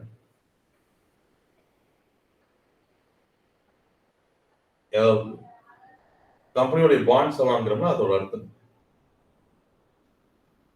சரி, படிச்சிருப்பீங்க நினைக்கிற பாண்டை பத்தி. பாண்டுக்கும் டிபெஞ்சர்ஸ்க்கும் என்ன டிஃபரன்ஸ்? பாண்டுக்கும் டிபெஞ்சர்ஸ்க்கும் என்ன டிஃபரன்ஸ்? பாண்டுன்னு ஒன்று இருக்கும், டிபெஞ்சர்ஸ்னு ஒன்று இருக்கும். நீங்க படிச்சிருப்பீங்கன்னு நினைக்கிறேன்.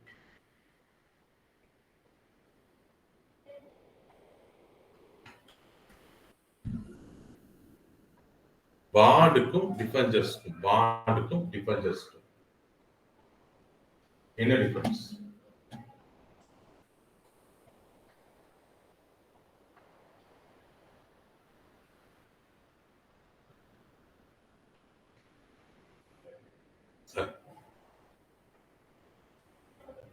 ஒருத்தருக்கு நான் பேசுறதுல கேக்குதா?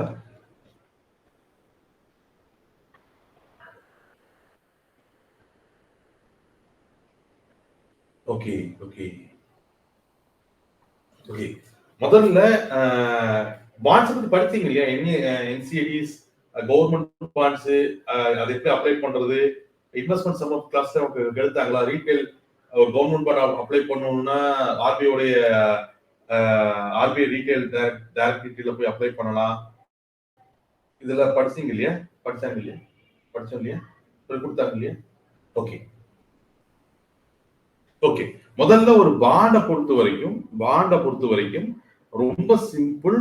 அது அந்த கம்பெனியில இன்வெஸ்ட் பண்றதா அர்த்தம் இல்ல, அந்த கம்பெனிக்கு கடன் கொடுக்குறீங்க, அதான் பாயிண்ட். சார் சொன்ன மாதிரி பாண்ட்ஸ் ஒரு கம்பெனியோட பாண்டை வாங்குறீங்கன்னா அந்த கம்பெனிக்கு அந்த கம்பெனியில நீங்க இன்வெஸ்ட் பண்ணல, அந்த கம்பெனியோட வளர்ச்சியில உங்களுக்கு எந்த விதமான பங்கும் கிடைக்காது, அந்த கம்பெனியோட லாபத்துல எந்த விதமான டிவிடெண்ட்ஸும் கிடைக்க போறது இல்லை. ஒரு கம்பெனியோட பாண்டை வாங்குறீங்கன்னா அந்த கம்பெனிக்கு ஒரு சின்ன தேவை இருக்கு, அதுக்காக அந்த கம்பெனி உங்ககிட்ட கடன் வாங்குது. இவ்வளவுதான் அதோடைய அர்த்தம். அதனுடைய அர்த்தம். அதை நீங்க அண்டர்ஸ்டாண்ட் பண்ணிக்கணும். ஓகே, ஃபார் எக்ஸாம்பிள், ஏன் கம்பெனியில ஸ்டாக் விற்கலாமே, பாண்டை கொடுத்துட்டு எதுக்கு அதுக்கு வட்டி கட்டணும்? முதல்ல ஒரு கம்பெனி ஸ்டேபிளான ஒரு ப்ரொஃபைல் இருக்கக்கூடிய கம்பெனி மேற்கொண்டு அவங்களோட ஸ்டாக்கை டைல்யூட் பண்ண விரும்ப மாட்டாங்க. ஓகே, ஒரு ஸ்டேபிளா ஒரு கம்பெனி, ஒரு நல்ல கம்பெனி ஸ்டேபிளான கண்டிஷன்ல இருக்கும் பொழுது இன்வெஸ்ட்மெண்ட்டை இன்க்ரீஸ் பண்றதுக்கு அவங்க ஸ்டாக்கை டைல்யூட் பண்ணணுங்கிற அவசியம் இல்லை. First point. செகண்ட் பாயிண்ட், தேவை அப்படிங்கிறது குறுகிய கால தேவையா இருக்கும் பொழுது, உதாரணத்துக்கு ஒரு கன்ஸ்ட்ரக்ஷன் கம்பெனி இருக்கும். அந்த கன்ஸ்ட்ரக்ஷன் கம்பெனி அந்த ப்ராஜெக்ட் முடியிருக்காட்ட ஒரு பெரிய அபார்ட்மெண்ட்ஸ் எல்லாம் கட்டிட்டு இருப்பாங்களா இருக்கும். ஒரு 10 ஏக்கரால 20 அடுக்குமாடி குடியிருப்புல கட்டிட்டு இருப்பாங்க. பட் முடிகிற நேரத்துல அவங்களுக்கு கிட்டத்தட்ட ஒரு 100 கோடி ரூபாய் தேவைப்படுமா அதுக்கு அந்த ப்ராஜெக்ட் முடிக்கிறது. இந்த 100 கோடி ரூபாய் அப்படிங்கிறது ஒரு வருஷம் தேவைதான். ஒரு வருஷத்துல அந்த 100 கோடி இந்த அப்பார்ட்டை முடிச்சிட்டாங்கன்னா ஆட்டோமேட்டிக்கா அந்த அப்பாயின்மெண்ட் வித்துரும், ஆட்டோமேட்டிக்கா உங்களுக்கு அந்த பிரச்சனை முடிஞ்சிடும். பட் அந்த இடப்பட்ட காலத்துல ஒரு வருஷத்துக்கு மட்டும் அந்த ப்ராஜெக்ட் முடிக்க ஒரு 100 கோடி ரூபாய் தேவைப்படும். இதுக்காக ஸ்டாக்ஸ் விற்கணுங்கிற அவசியம் இல்லை. கம்பெனி ரொம்ப அடிப்படையில் ஸ்டாக்கா இருக்கு, டைல்யூட் பண்ணணுங்கிற அவசியம் இல்லை. சரி, பேங்க்ல போய் கடன் வாங்கினா பேங்க் வந்து ஒரு வருஷத்துக்கு கடன் தர மாட்டான். அன்செக்யூர்ட் போனீங்கனாலே மினிமம் 3 வருஷம் தேவையில்லாம வட்டி கட்டிட்டு இருக்கணும். அவன் தேவையில்லாம அதிகமா ரீபேமெண்ட் பண்ணணும். அதுவும் பேங்க்ல லோன் வாங்கினீங்கன்னா இனிஷியல் ஸ்டேஜஸ்ல வெறும் வட்டி மட்டும் தான் எடுப்பான். அது வந்து மிகப்பெரிய டிஸ்அட்வான்டேஜ். இனிஷியல் ஸ்டேஜஸ்ல வெறும் வட்டி மட்டும் தான் கழிவு. நீங்க பேங்க்ல எந்த ஒரு லோன் வாங்கினீங்கனாலுமே ஆரம்ப காலகட்டங்கள்ல வட்டியை தான் எடுப்பாங்க. பிரின்சிபல் பெருசா கிடையாது. போக போக தான் பிரின்சிபலோட அதிகமாகும். அப்போ நீங்க ஒரு பேங்க் லோன் வாங்கிட்டு ஒரு வருஷத்துல ரீபேமெண்ட் பண்ணிக்கலாம் அப்படின்னு நம்ம பேசினாலுமே ஆக்சுவலா என்ன இருக்குன்னா ஒரு வருஷத்துல பெரிய அளவு வட்டி கட்டிருக்கோம். பிரின்சிபல் ரொம்ப தான் கொஞ்சம் தான் கம்மியா இருக்கும். அப்போ பேங்க் லோன் அப்படிங்கிறது ஒரு கம்பெனிக்கு அது குறுகிய தேவைக்கு இது இல்லாத விஷயம், பிரயோஜனம் இல்லாத விஷயம். அப்ப அந்த மாதிரி நேரங்கள்ல கம்பெனிகள் வந்து பொதுமக்களிட்ட கடன் வாங்கும். அப்படி பொதுமக்கள் கிட்ட கடன் வாங்குறதுக்காக அவங்க பயன்படுத்தக்கூடிய விஷயம் தான் இந்த பாண்ட்ஸ். பொதுமக்கள் கிட்ட கடன் வாங்குறதுக்காக பயன்படுத்தக்கூடியதான் இந்த பாண்ட்ஸ், கடன் பத்திரம். கவர்மெண்ட் கடன் வாங்குறதுன்னா அது கவர்மெண்ட் பாண்ட்ஸ். அது பிரைவேட் பண்ணாங்கன்னா கம்பெனி, கார்பரேட் கம்பெனிகள் பண்ணாங்கன்னா அது கார்பரேட் பாண்ட்ஸ். இந்த பாண்ட்ஸ் பொறுத்த வரைக்கும் அது ரெண்டா பிரிச்சு சொல்லுவோம். சிலத பாண்ட்ஸ் சிலத டிபெஞ்சர்ஸ் அப்படின்னு. ஓகே, சிலத டிபெஞ்சர்ஸ் அப்படின்னு சொல்லுவோம். எல்லா கம்பெனிகள் கொடுக்கக்கூடிய எல்லா கடன் பத்திரமே, பொதுவாக ஜெனரல் டைம் வந்து கடன் பத்திரம் வச்சுக்குவோம். கம்பெனி கொடுக்கக்கூடிய எல்லா கடன் பத்திரமே பாண்ட்ஸ் அப்படிங்கிற கேட்டகரியில வராது. சிலது வந்து டிபெஞ்சர்ஸ் வரும் அப்படின்னு வரும். ரெண்டுமே ஒண்ணுதான், ஆனா ரொம்ப சிம்பிளா நீங்க புரிஞ்சுக்கலாம். இப்போ நான் வந்து ஒருத்தர்கிட்ட கடன் வாங்க போறேன். ஓகே, ஒரு பேங்க்ல போய் கடன் வாங்க போறேன். ஒரு பேங்க்ல நான் கடன் வாங்கும் பொழுது நான் என்ன பண்றேன் அப்படின்னு சொன்னா, எனக்கு இந்த மாதிரி ஒரு 5 வருஷத்துக்கு எனக்கு கடன் தேவைப்படுதுன்னு ஒரு பர்சனல் லோன் வந்து ஒரு பேங்க்ல கடன் வாங்குறேன். அவன் எனக்கு பணம் தர்றான், அந்த பணத்துக்கு நான் வட்டி கட்டுறேன். ஓகே, இப்போ நான் இது வந்து ஒரு அன்செக்யூர்ட். இது வந்து doesn't tie up with any asset. இந்த லோன் வந்து எந்த ஒரு அசெட் கூடயும் டை அப் ஆகல. நான் இந்த லோனை கட்டாம விட்டுட்டேன்னா அந்த பேங்கால என்கிட்ட திருப்பி வாங்கவே முடியாது. அந்த பேங்கால ஆள் வச்சு ஃபாலோ பண்ணலாம், இது பண்ணலாம். நானா கட்டினா தான் உண்டு. என்னால கட்ட முடியாம போயிருச்சுன்னா அந்த பணத்தை வசூலிக்கிறதுக்கு பேங்க்கு எந்த விதமான வாய்ப்பும் இல்ல இருக்காது. அந்த லோனை வசூலிக்கிறதுக்கு எந்த விதமான வாய்ப்பும் அந்த பேங்க்குக்கு இருக்காது. இது அன்செக்யூர்ட். இப்போ அதே பேங்க்ல போய் நான் கடன் வாங்குறேன். அதே ஒரு 10 லட்சம் ரூபாய் கடன் வாங்குறேன். ஆனா நான் என்ன பண்றேன், இந்த தடவை நான் சும்மா கடன் வாங்காம என்னோட நகைகளை வச்சு கடன் வாங்குறேன். இப்ப நான் கடனை கட்டாம போயிட்டேன் அப்படின்னு சொன்னோம்னா அந்த பேங்க் அதை பத்தி கவலைப்படாது. ஏன்னா நான் வச்சிருக்கிற நகை இருக்கு, அந்த நகை வித்து பணத்தை எடுத்து இந்த மாதிரி ஒரு கம்பெனிகள் ரிலீஸ் பண்ணக்கூடிய கடன் பத்திரங்கள் அசட்டு கூட டைப் ஆயிருந்ததுன்னா, அசட்டின் அடிப்படையில கொடுக்கப்பட்டுச்சுன்னா, அசட்டின் அடிப்படைகள்ல அந்த கடன் பத்திரங்கள் அந்த கம்பெனி விநியோகிச்சதுன்னா அதை பியூர் பாண்ட் அப்படிம்போம். ஆனா அதே கடன் பத்திரங்களை எந்த ஒரு அசட்டு கூட டைப் பண்ணாம அந்த கம்பெனிகள் ரிலீஸ் பண்ணிச்சுன்னா அதுக்கு பேர் தான் டிபெஞ்சர்ஸ். டிபெஞ்சர்ஸ் சொல்றாங்க அப்படின்னா, debentures is a kind of bond. First of all நீங்க அண்டர்ஸ்டாண்ட் பண்ணிக்கணும். டிபெஞ்சர்ஸ் அப்படிங்கிறதும் ஒரு வகையான பாண்ட் தான். ஓகே, டிபெஞ்சர்ஸ் அப்படிங்கிறது ஒரு வகையான பாண்ட் தான். ஆனா அந்த பாண்ட் வந்து நம்ம எந்த ஒரு அசெட் கூட டை அப் ஆயிருக்காது. டிபெஞ்சர்ஸ் சொல்லக்கூடிய அந்த பாண்ட் வந்து எந்த ஒரு அசெட் கூடயும் டை அப் ஆயிருக்காது. அதுதான் இங்க முக்கியமான பாயிண்ட்.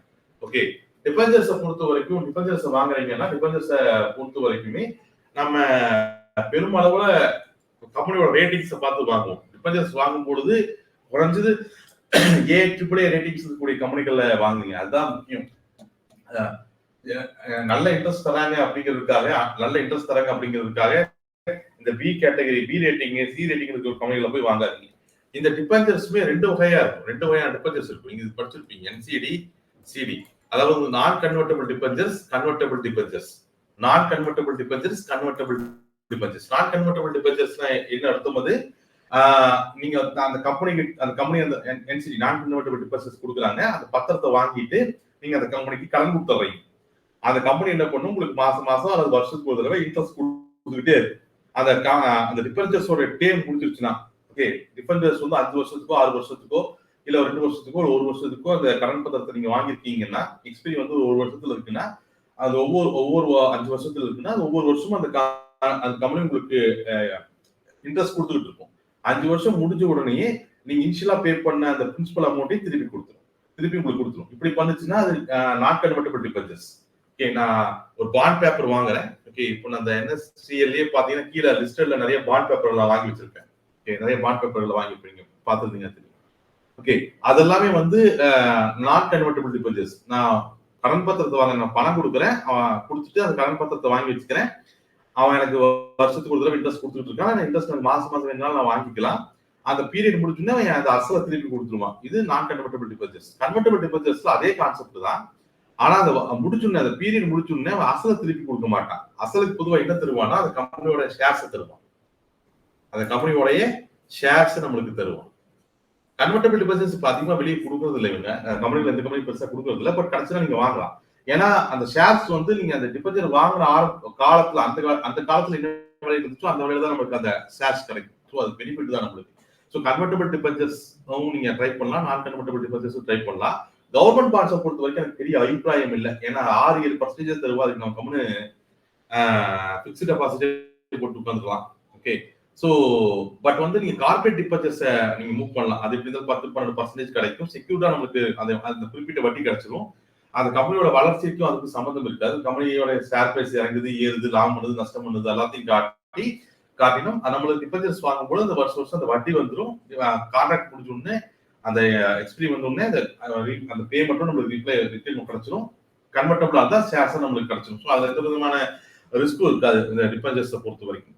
என்ன ரிஸ்க், அந்த கம்பெனி திவால் ஆனாதான் ரிஸ்க். அதனாலதான் நம்ம என்ன பண்றோம், அந்த கம்பெனியோட டிபென்ச்சர்ஸ் வாங்கும் பொழுது ஏ கேட்டகரி, அது ஏ பிளஸ் கேட்டகரியில் இருக்கக்கூடிய டிபென்ச்சர்ஸ் தான் வாங்கலாம். பி வரைக்கும் கூட வாங்கலாம். பி கூட ரொம்ப ஓகே தான். சிடி எல்லாம் போயிடக்கூடாது முக்காவாசி. ஏலியே பெருசா ஏலியே வாங்குங்க. பி கூட வேண்டாம், ஏ கேட்டகரியிலே வாங்குங்க. கொஞ்சம் வருஷம் போனதுக்கு அப்புறம் எக்ஸ்பீரியன்ஸ் ஆனதுக்கு அப்புறம் வேணா பி சைட்ல ட்ரை பண்ணலாம். பி சைட்ல பி கேட்டகரி ட்ரேடிங் இருக்கக்கூடிய கம்பெனிஸ் வந்து இன்ட்ரெஸ்ட் அதிகமா தருவாங்க. ஓகே, சோ இதெல்லாம் இந்த மாதிரி நீங்க ஒரு கம்பெனில ஸ்டாக்குகளையும் இன்வெஸ்ட் பண்ணலாம், அல்ல அந்த கம்பெனி கடன் கொடுத்த பாண்டுகளையும் நீங்க வாங்கலாம்.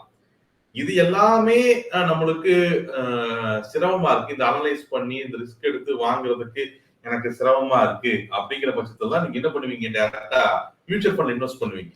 ஸோ மியூச்சுவல் ஃபண்ட் அப்படிங்கிறது pool of investment. Mutual fund அப்படிங்கிறது பூல் ஆஃப் இன்வெஸ்ட்மெண்ட். ஒரு ஃபண்ட் மேனேஜர் இருப்பாரு. ஓகே, மியூச்சுவல் ஃபண்டை பத்தி நீங்க ஆல்ரெடி வீடியோஸ்ல பார்த்துட்டு இருப்பீங்கன்னு நினைக்கிறேன். மியூச்சுவல் ஃபண்ட்ஸை பொறுத்த வரைக்குமே ரொம்ப சிம்பிள். அதோட ஆர்ஜின் கான்செப்ட் நீங்க அண்டர்ஸ்டாண்ட் பண்ணிட்டீங்கனாலே ரொம்ப ஈஸியா புரிஞ்சுக்கலாம். ஒன்றும் கிடையாது. இப்போ எனக்கு ஸ்டாக் மார்க்கெட் நல்லா தெரியும். ஓகே, எனக்கு ஸ்டாக் மார்க்கெட் நல்லா தெரியும். நான் எங்க இருக்கக்கூடிய பணத்தை வச்சுட்டு நான் ஸ்டாக் மார்க்கெட்ல இன்வெஸ்ட் பண்ணி லாபம் சம்பாதிச்சுட்டு இருக்கேன். இப்போ எனக்கு ஒரு சிந்தனை வருது, என்னன்னா ஓகே, நம்மளுக்கு நல்லா மார்க்கெட்ல பணம் தான் தெரியுது இல்லையா, ஸோ நாம ஏன் நம்ம பணத்தை மட்டும் வச்சு பண்ணணும், ஊர்ல இருக்கிறவங்க பணத்தை எல்லாத்துக்கும் பணத்தையும் வாங்கி நம்ம ஸ்டாக் மார்க்கெட் இன்வெஸ்ட் பண்ணி பண்ணோம்னா நமக்கு லாபம் பெருசா கிடைக்கும். அதுல அவங்களுக்கு கொஞ்சத்தை கொடுத்துட்டு நம்மளுக்கு கொஞ்சம் எடுத்துக்கலாம், நம்மளுக்கு ஈஸியா நம்ம வளர்ந்துடலாம் அப்படின்னு எனக்கு தோணுச்சு. இந்த ஐடியா தப்பு இல்லை. இந்த ஐடியா தப்பு இல்லை. எனக்கு ஸ்டாக் மார்க்கெட் நல்லா பணம் தெரியுது. ஸோ நான் என் பணத்தை வச்சே பண்ணிக்கிட்டு இருக்கேன். பட் வந்து எல்லாத்தோட பணத்தையும் வாங்கி நிறைய இன்வெஸ்ட்மெண்ட் போட்டு பண்ணணும்னா எனக்கு லாபம் அதிகமாக வரும். வரக்கூடிய லாபத்துல பணம் கொடுத்தவங்களுக்கு எல்லாம் ஒரு பகுதி கொடுத்துட்டு நானும் ஒரு பகுதி வச்சுக்கலாம், எனக்கு இது பெரிய லாபம் தானே அப்படின்னு நான் யோசிக்கிறேன். ஆனா செபி என்ன சொல்லுதுன்னா, அப்படி எல்லாம் நீங்க போய் அவன் பணத்தை வாங்கக்கூடாது, நீங்க அடிச்சே கொண்டு விடுங்க அப்படிங்குது.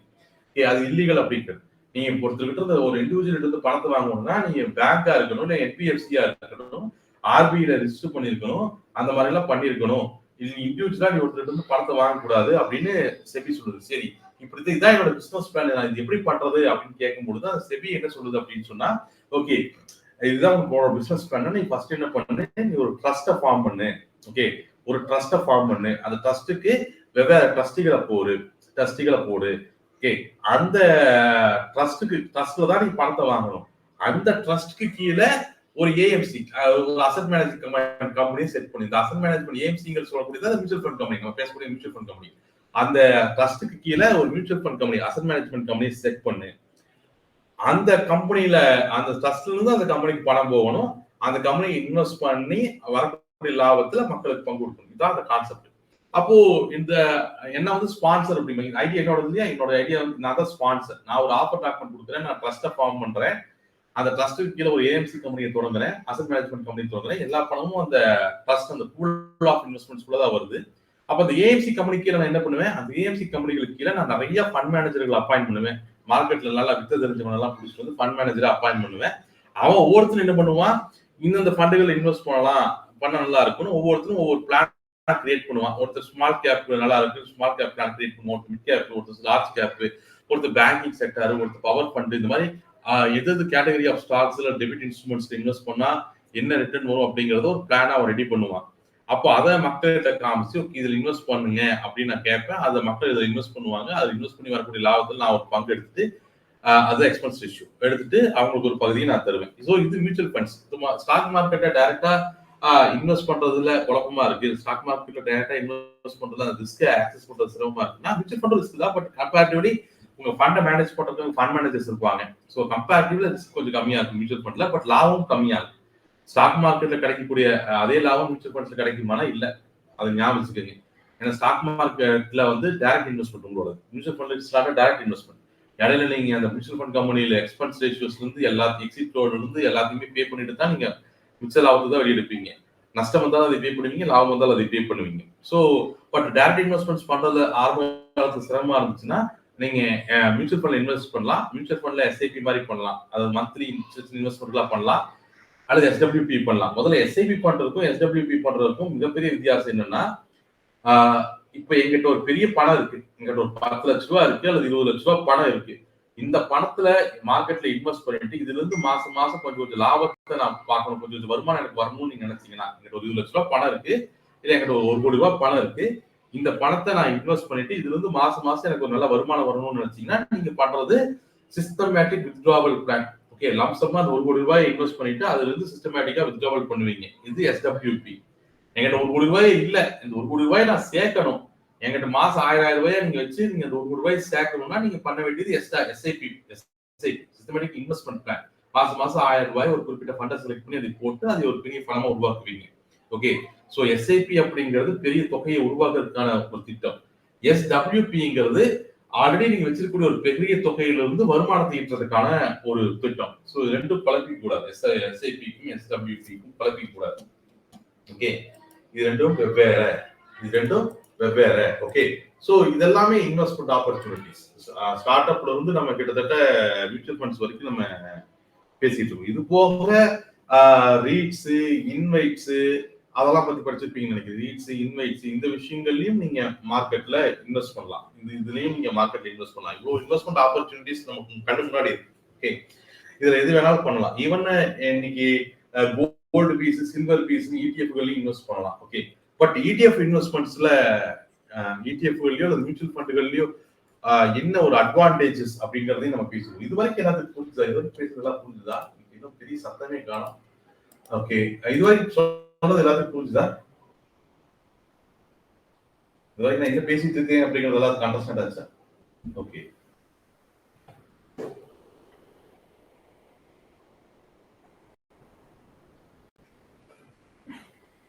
Okay, okay, okay, okay. Which ETF is best? இப்போ நான் ஒரு ஆர்டிகல் ரீசெண்டா எனக்கு தெரிஞ்ச அந்த ஆர்டிகல் படிச்சு ஒரு 2-3 மாசமே இருக்கும்னு நினைக்கிறேன். ஒரு ஆர்டிகல்ல வந்து ஒரு விஷயம் நான் படிச்சேன். ஓகே, இது வந்து இந்துஸ்தான் டைம்ஸ்ல எக்கனாமிக் டைம்ஸ்ல வந்து ஒரு ஆர்டிகல். ஓகே, அந்த ஆர்டிகல் என்ன சொல்றாங்க அப்படின்னு சொன்னா, அந்த ஆர்டிகல் என்ன சொல்றாங்கன்னா ரொம்ப சிம்பிள். கடந்த 5 வருஷத்துல பர்சனல் வெஹிக்கிள் இண்டிவிஜுவல் கார்ஸ் வச்சிருக்கக்கூடிய, ரொம்ப சிம்பிளா சொன்னா இண்டிவிஜுவல் கார்ஸ் வச்சிருக்கக்கூடியவங்களோட எண்ணிக்கை வந்து 5% இருந்து 11% இன்க்ரீஸ் ஆயிருக்கான். அதாவது கடந்த 5 வருஷத்துல இந்தியாவுல இண்டிவிஜுவல் கார்ஸ் வச்சிருக்கக்கூடியவங்களோட எண்ணிக்கை 5% இருந்து 11%. அதாவது ஒட்டுமொத்த ஹவுஸ் ஹோல்ட்ஸ், ஒட்டுமொத்த குடும்பங்கள்ல 11% குடும்பங்கள் இன்னைக்கு கார் வச்சிருக்காங்க. 5 வருஷத்துக்கு முன்னாடி எவ்வளவு இருந்துச்சு? ஒரு 5% தான் இருந்துச்சு. அப்போ அடுத்த அந்த ஆர்டிகல் என்ன சொல்லுதுன்னா, இதே 2030 போகும்போது இன்னும் 5 வருஷத்துல இந்த 11% அப்படிங்கிறது 36% வரைக்கும் இன்க்ரீஸ் ஆகிறதுக்கான வாய்ப்பு இருக்குது அப்படிங்கிறது. அதாவது 2030ல 36% குடும்பங்கள் வந்து இண்டிவிஜுவல் கார்ஸ் வச்சிருக்குமா. ஓகே, இண்டிவிஜுவல் கார்ஸோட எண்ணிக்கை 36% வரைக்கும் அதிகமாக வாய்ப்பு இருக்கு அப்படின்னு அந்த ஆர்டிகல் சொல்லுது. இந்த ஆர்டிகல் அதோட நிக்கல. அந்த ஆர்டிகல் மேலும் என்ன சொல்லுது அப்படின்னு சொன்னா, அந்த ஆர்டிகல் மேல என்ன எக்ஸ்பிளனேஷன் கொடுக்குதுன்னா, கார் சேல்ஸ் கம்பேர் பண்ணுது. உதாரணத்துக்கு கடந்த 5 வருஷங்கள், லாஸ்ட் 5 இயர்ஸ், அதாவது 2020ல இருந்து 2025 வரைக்கும் விற்கப்பட்ட கார்களோட எண்ணிக்கையில 80% வந்து பெட்ரோல் அண்ட் டீசல் கார்கள் தான் இருக்கு. 2020ல இருந்து 2025 வரைக்கும் விற்கப்பட்ட கார்களுடைய எண்ணிக்கையில 20% 80% அப்படிங்கிறது பெட்ரோல் அண்ட் டீசல் கார்கள் தான் இருக்கு. 20% தான் எலக்ட்ரிக்கல் கார்கள், இவி கார்கள். 20% தான் இவி கார்கள். ஆனா அந்த ஆர்டிகல் இன்னும் கன்டினியூ ஆகுதுன்னா, ஆஸ் பர் தி டேட்டா, இந்த இவி கார்களோட சேல்ஸ் இன்க்ரீஸ் ஆகிறது விதத்தை பொறுத்து பார்த்தோம்னா 2030 வரும்பொழுது 80% இவி கார்கள் தான் சேல்ஸ் ஆகும்.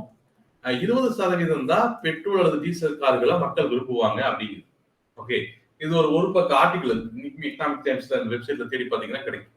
சரி, இப்போ இந்த ஆர்டிகல்ல இருந்து நான் 3 பாயிண்ட் நான் எடுத்துக்கிறேன். 2 பாயிண்ட் எடுத்துக்கிறேன். ஃபர்ஸ்ட் பாயிண்ட் என்னன்னா, அடுத்த 5 வருஷத்துல நெக்ஸ்ட் 5 இயர்ஸ்ல பர்சனல் வெஹிக்கிள், அதாவது கார்கள், இண்டிவிஜுவல் கார்ஸ், அதோட சேல்ஸ் வந்து இன்க்ரீஸ் ஆகுதுன்னு எடுத்துக்கிறேன். ஓகே, ஃபர்ஸ்ட் பாயிண்ட் வந்து அடுத்த 5 வருஷத்துல பர்சனல் கார்கள் வந்து சேல்ஸ் வந்து மிகப்பெரிய இன்க்ரீஸ் ஆகும் எடுத்துக்கிறேன். ஏன்னா 11% 36% இன்க்ரீஸ் ஆகுதுன்னா இது விற்கிறத விட கார் டபுள் மடங்கா விற்கும் அர்த்தம்.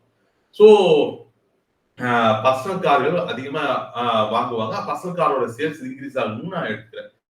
செகண்ட் என்ன டேட்டா எடுத்துக்கிறேன்னா, அதிகமா இவி கார்கள் தான் விற்க போகுது, இவி கார்களோட சேல்ஸ் தான் அதிகரிக்க போகுது அப்படிங்கிற இன்ஃபர்மேஷன் எடுத்துக்கிறேன்.